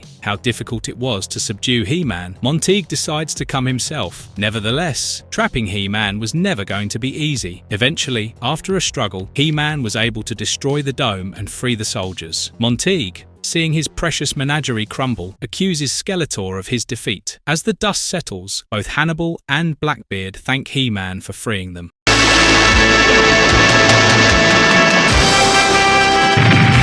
Episode 58, The Once and Future Duke. Prince Adam and Cringer are out laying on a bank as Adam tries to fish. However, their little recreational activity is interrupted when they hear a child calling out for help. They immediately go to his aid and find that he is being attacked by a hunger lily. They rescue the child, and HeMan realizes that the boy was David of Abra, his and Tila's childhood friend. HeMan takes David back to the royal palace where everyone is puzzled as to how he is still a child after all these years. On top of that, David has lost all his memories, so he cannot even tell them what is wrong. They decide to investigate the matter, which leads them to Lake of the Lost. There is a ring, known as the Ring of Remembrance, within that island which could help them. Tila and Adam, along with Cringer, set out to visit the place while Adam stays back at the royal palace. Unbeknownst to them, the evil uncle of David, Count Marzo, is watching everything and plans to stop them. He sends his lackey to intervene with Tila and Adam, while he himself goes to the royal palace to bring David back. He uses the Well of Forgetfulness to conjure a weapon that could erase anyone's memory. Meanwhile, David is playing hide and seek with Orko when Marzo appears and uses his gun on Man-at-Arms before abducting David. On the other hand, Tila and Adam, who now is HeMan, are dealing with Count Marzo's lackey, Chimera. HeMan deftly traps it and continues on their mission. Marzo next sends a cloud conjured up from the Well of Forgetfulness, hoping it'd wipe their memory. However, Orko manages to intercept them, but instead loses his memory. Tila and HeMan deduce it must be Marzo's doing, and eventually find the Ring of Remembrance and restore Okro's memory. Then they head to where Marzo is, but the evil Count creates a thick fog that impedes their vision. Tila and HeMan get separated, but Tila has Orko, while HeMan has Battle Cat. They wind their way into Count Marzo's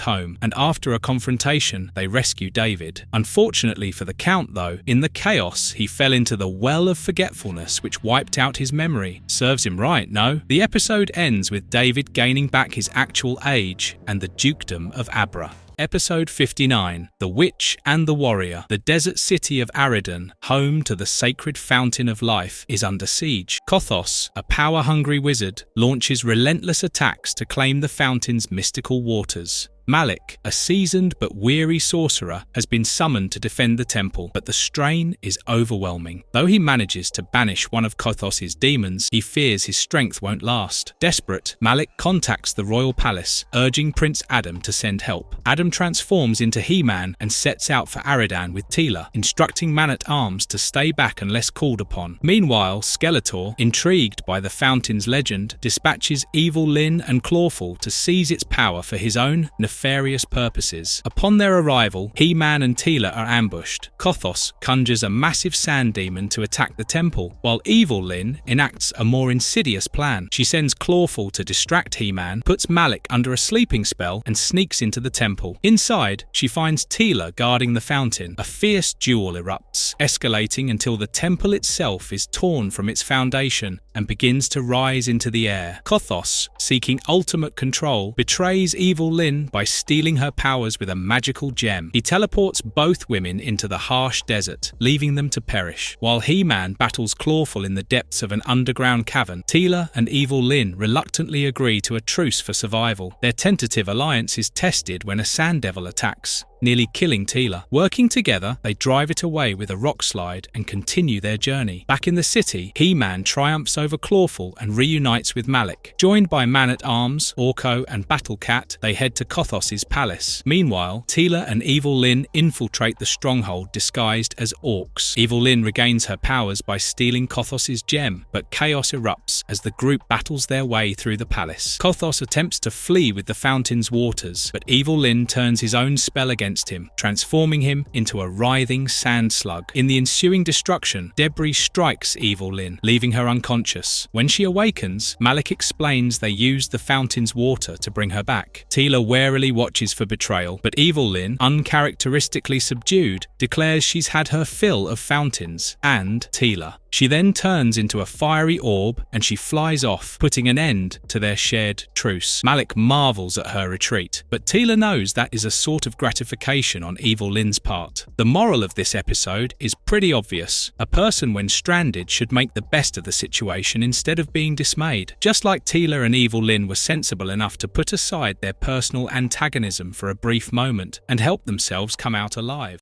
Episode 60. The Return of Granomir. The episode opens with Prince Adam being summoned to Castle Grayskull by the sorceress Zoar, who reveals a unique message for HeMan. Accompanied by Man-at-Arms, HeMan goes to the sorceress who shows them Granomir, the oldest dragon of dark smoke that appears in the Window of Spirits. Granomir requests HeMan's aid for a significant task, prompting Duncan to insist on joining, eager to personally thank the dragon for breaking a spell that once afflicted him. Travelling via the Wind Raider, they arrive at Darksmoke, where Granomir rises from his fire pit. Initially hesitant about Duncan's presence, Granomir relents after HeMan explains their shared history.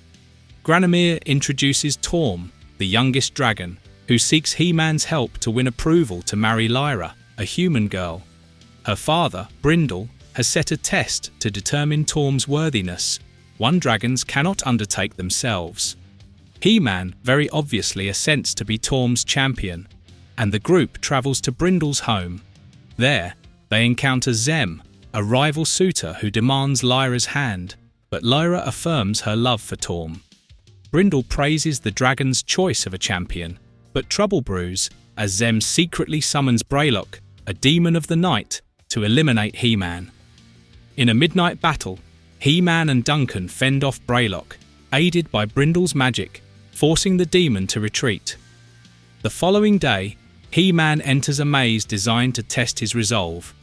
He overcomes illusions, rejects a fake silver apple offered by a deceitful hag, and faces a centaur who demands a trial of strength. Proposing a tug-of-war over combat, HeMan wins decisively and secures the silver apple. Zem, disguised as an insect, attempts to steal the prize but fails and is forced to return it. Emerging victorious, HeMan presents the apple, signaling the wedding preparations to begin. Unwilling to accept defeat, Zem frees Shadowwing, an evil dragon imprisoned in a distant lair, and unleashes him upon Darksmoke. Torm valiantly tries to defend Lyra, but is overpowered. HeMan confronts Shadowwing using the Wind Raider, but crashes into Darksmoke's roof. Granomir intervenes, casting powerful magic to banish Shadowwing to the realm of demons. After repairs are made, Granomir transforms Torm into a human, allowing the wedding to proceed. He performs the ceremony, uniting Torm and Lyra. As the festivities conclude, Granomir thanks HeMan for his efforts, assuring him of future aid if needed. This episode's moral teaches us the importance of knowing when not to fight. Sure, Fighting is heroic, but sometimes, reading the room and choosing to be diplomatic is more worthy of praise. After all, a courageous person knows when to accept the peaceful way instead of the glory of a fight. Episode 61. Pawns of the Game Master. The Game Master arrives on Eternia, seeking warriors for his infamous gladiatorial games. Dismissing Ram Man and Beast Man as potential candidates, his interest sharpens when he observes He-Man. To lure him, the Game Master orchestrates a phony distress signal and sends his underlings to attack when He-Man responds. Unfazed, He-Man easily defeats them, firmly refusing to participate in any gladiatorial combat. Though he lets He-Man leave, the Game Master sends a spy to gather information, determined to change his mind. As the scene shifts to the Royal Palace, Tilas spars with Man-at-Arms' new training robot. It overpowers her, knocking her down and disarming her sword. He-Man arrives just in time to deactivate the robot. Unbeknownst to them, the Game Master's spy is watching them, and he deduces a sort of connection between He-Man and Tila. Meanwhile, Prince Adam is strutting around trying to impress courtesans, but ends up humiliated when the horse malfunctions, throwing him into a fountain. Tila appears, teasing Adam about relying on charm rather than trying to compete with He-Man. Their banter, however, is interrupted by the Game Master and his servants, who capture Tila and subdue Adam. Seizing the Power Sword, the Game Master commands Adam to summon He-Man to the Cosmic Arena alone if he wants Tila back. Orko and Cringer find Adam shortly after, and together they plan a rescue mission aboard the Wind Raider. Meanwhile, within the Cosmic Arena, Tila attempts an escape but is recaptured. The Game Master, intent on adding her and He-Man to his gladiator roster, underestimates the arriving trio. Orko and Cringer distract the Game Master with an exaggerated tale of Cringer's ferocity, allowing Adam to infiltrate the ship. However, Adam is caught, and he and Cringer are forced into combat against Kragox the Terrible. When Adam is pinned beneath the debris, Orko uses his magic to free him and Tila. Seizing an opportunity, Tila retrieves the Power Sword but is struck down by Kragox before she can land a blow. As the Game Master revels in the spectacle, Orko blinds Kragox with a flash of light, giving Adam the chance to transform into He-Man. He-Man and Battle Cat make quick work of Kragox, but the Game Master, refusing to concede, confronts He-Man directly. Armed with a trident and an explosive discus, he fights dishonorably. When he calls on his servants for help, they desert him. Finally, He-Man overpowers the Game Master, tying him up with his own weapon. Tila regains consciousness, surprised and grateful to find Adam had risked himself to save her. Back at Castle Grayskull, the sorceress opens a portal to free the Game Master's former captives, sending them home. As He-Man and Tila reflect on the adventure, Tila muses about her ideal man, someone with Adam's wit and He-Man's courage, completely unaware of their shared identity. This episode, as a lesson, shows us fans how important it is to play fair and square, both on a playground and in life. Use too many tricks or change rules arbitrarily, and you will find yourself alone and cornered. Episode 62. Golden Discs of Knowledge. On a fine day, Prince Adam is painting a landscape, blissfully enjoying the scenery. Suddenly, he receives a distress call from the sorceress Zoa, who asks him to visit Castle Grayskull immediately. As Adam transforms into He-Man and arrives at Castle Grayskull, he realizes something is not right. He quickly finds Zoa, who explains the phantom occurrences and signals she's been receiving. Upon investigating, they realize it is the handiwork of Xanthor, a criminal who has been locked away in the Phantom Dimension. Years prior, he had betrayed the Council of the Wise and stole the Golden Discs of Knowledge. He had been bribed by Skeletor, but in the end, he did not receive what he was promised, only punishment. He has been reaching out to them in the hopes that he can redeem himself. While Zoar believes Xanthor received a fair trial, He-Man convinces her to call Zodak, someone who once was one of the members of the Council of the Wise. As Zodak arrives and hears Xanthor out, the duo is skeptical of his motives. However,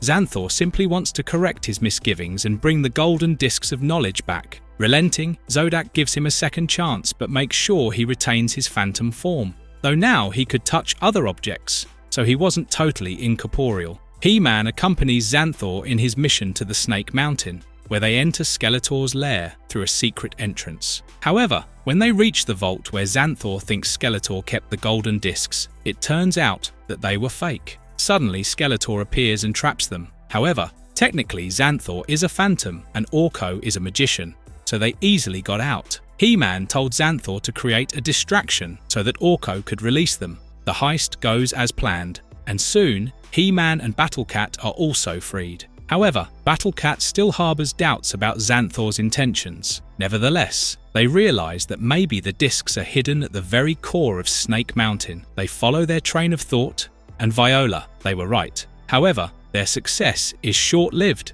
as Skeletor appears again and unleashes a giant snake upon them. HeMan, though, battles the snake and throws the golden discs of knowledge to Xanthor, who takes them and escapes. Soon, HeMan joins them, but Skeletor materializes again, tempting Xanthor. However, Xanthor has learned his lesson and now considers Skeletor his enemy, not Zodak and the others. They return to Castle Grayskull with the discs in tow, impressing Zodak. He offers Xanthor the position of his assistant as a cosmic enforcer to reward his loyalty. The episode ends with a lesson on the importance of giving people a second chance. You never know when they might surprise you. However, if they keep letting you down over and over, you should also know when to draw a line.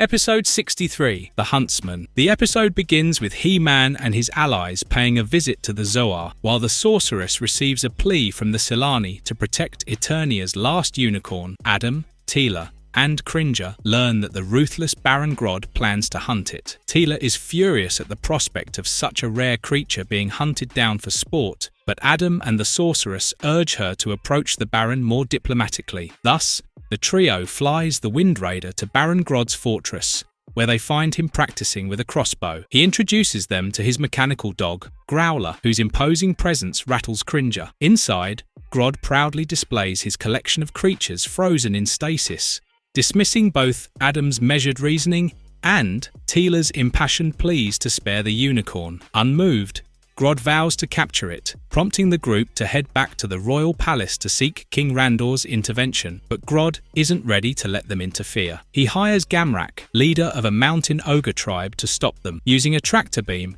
Gamrak captures their Wind Raider and imprisons them in his cave. Tila stalls for time for HeMan and Cringer to escape, who then transforms into HeMan and Battlecat. As HeMan subdues the ogres, he rescues Tila from a collapsing tree bridge. Together, they escape and head for Grodd's fortress. Meanwhile, Baron Grodd tracks the unicorn, but the Silani fairies attempt to delay him with clever tricks. Undeterred, Grodd uses his specialized crossbow to capture the unicorn. When HeMan and the others arrive, they free the Silani, but discover Grodd has already fled with the unicorn in tow. Following the Baron to his fortress, HeMan and his allies launch a rescue mission. Battlecat destroys Growler, while HeMan shatters Grodd's crossbow. Desperate, Grodd activates a stasis release device, awakening a monstrous creature to fight HeMan. The Silani redirect Grodd's aim, accidentally freeing a beast of prey that turns on him. As Grodd flees, HeMan subdues the tendrils, and Tila freezes the beast mid-pounce,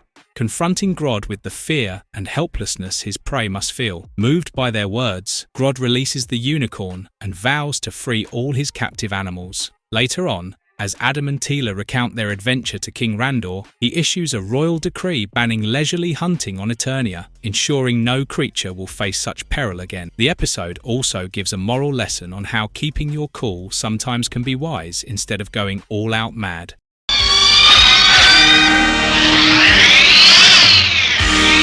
Episode 64, The Remedy. As the episode begins, HeMan and Man-at-Arms are testing one of his new inventions when Tila arrives with grave news. Duncan's teacher, Rohad, has been sick. Duncan immediately leaves to visit his mentor, where Mitro tells him about how Rohad had been helping him find his grandson in the Tundra Caverns when a mysterious creature bit him. Rohad immediately collapsed and has been ill since then. Determined to cure his mentor, Duncan asks his daughter to stay by his side while he goes with Prince Adam to Grayskull Castle. At the castle, the sorceress informs them that if a cure is not implemented post-haste, Rohad will die. However, she knows where to find it, the Crystal Mountain. As the duo set out to find the cure, First, they are attacked by Tactile, which causes their Wind Raider to crash. HeMan offers to go alone ahead as Duncan repairs the thing. On the way, HeMan faces several obstacles like a giant octopus. However, when he arrives at a clearing, he spies a spider trying to eat a Tactile and rescues him. This earns HeMan the creature's loyalty,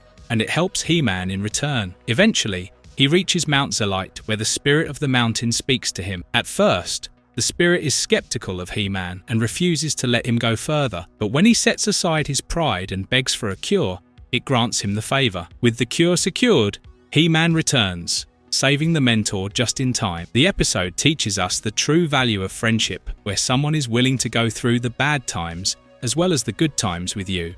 I may have lost the Birdman, but I've got the Muscle Man. Episode 65, The Heart of a Giant. Within the Evergreen Forest, Man-at-Arms, HeMan, and Orko, along with Cringer, are looking for something called Saltweed. It is an orange-coloured weed that Duncan needs for his research. As the group splits up to search, Orko stumbles upon the weed. However, as he is filling his knapsack with it, he comes face to face with a giant. Seeing the man, Orko promptly faints, delaying his return. However, the giant man scoops Orko up and delivers him back to where Man-at-Arms and HeMan are waiting for him. The giant also drops the knapsack, which is now full of saltweed. Duncan deduces that the man was intelligent enough to understand what Orko was looking for. As Orko comes to his senses, he tells them about the giant, but is surprised to see that the man returned him to his friends, unharmed. Duncan decides that they have to follow the giant, as either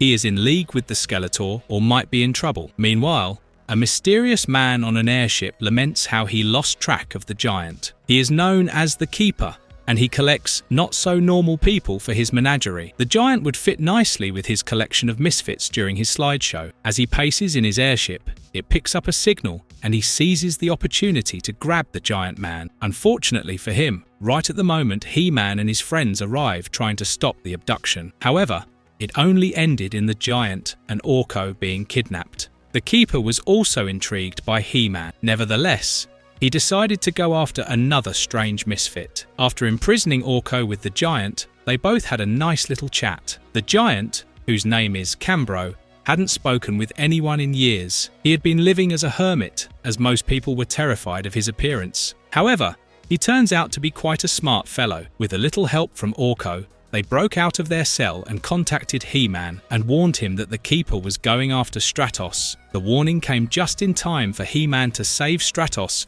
and infiltrate the Keeper's airship. Once on board, he freed all the creatures that were caught by the Keeper, earning their gratitude. As the episode ends, Cambro confesses that he has little knowledge of how the scientific world works. Impressed, Man-at-Arms offers to make him his assistant at the Royal Laboratory, an offer which Cambro readily accepts. The moral lesson we learn from this entire adventure is that we humans are too quick to judge someone by their appearance. We often make fun of someone who looks different, and that in itself is a tremendously sour habit. Try to be gentle with every soul and give them a chance to win you over before arbitrarily judging them. As we conclude the first season, an iconic milestone was achieved in terms of popularity, cementing HeMan and the Masters of the Universe as a defining cartoon of the 1980s. With its unique combination of fanciful narrative, action, and moral teachings, the show managed to keep its audience enthralled for a total of 65 episodes. Specifically, they were attracted to the figure of HeMan, whose transition from the gentle Prince Adam into the mightiest savior of Eternia served as a strong metaphor for the innate power and promise that lay inside each individual. The episodic style of the program was enhanced with a sense of depth and comedy by supporting characters such as Tilas and Orko, who became well-liked personalities among viewers. On the other hand, there were instances when the reviewers believed that the program seemed to be overly businesslike for its own benefit. Nevertheless, the strong writing and timeless themes helped solidify its cultural impact. Do stay tuned for our video on Season 2, and don't forget to subscribe to our channel for many more of this cartoon awesomeness.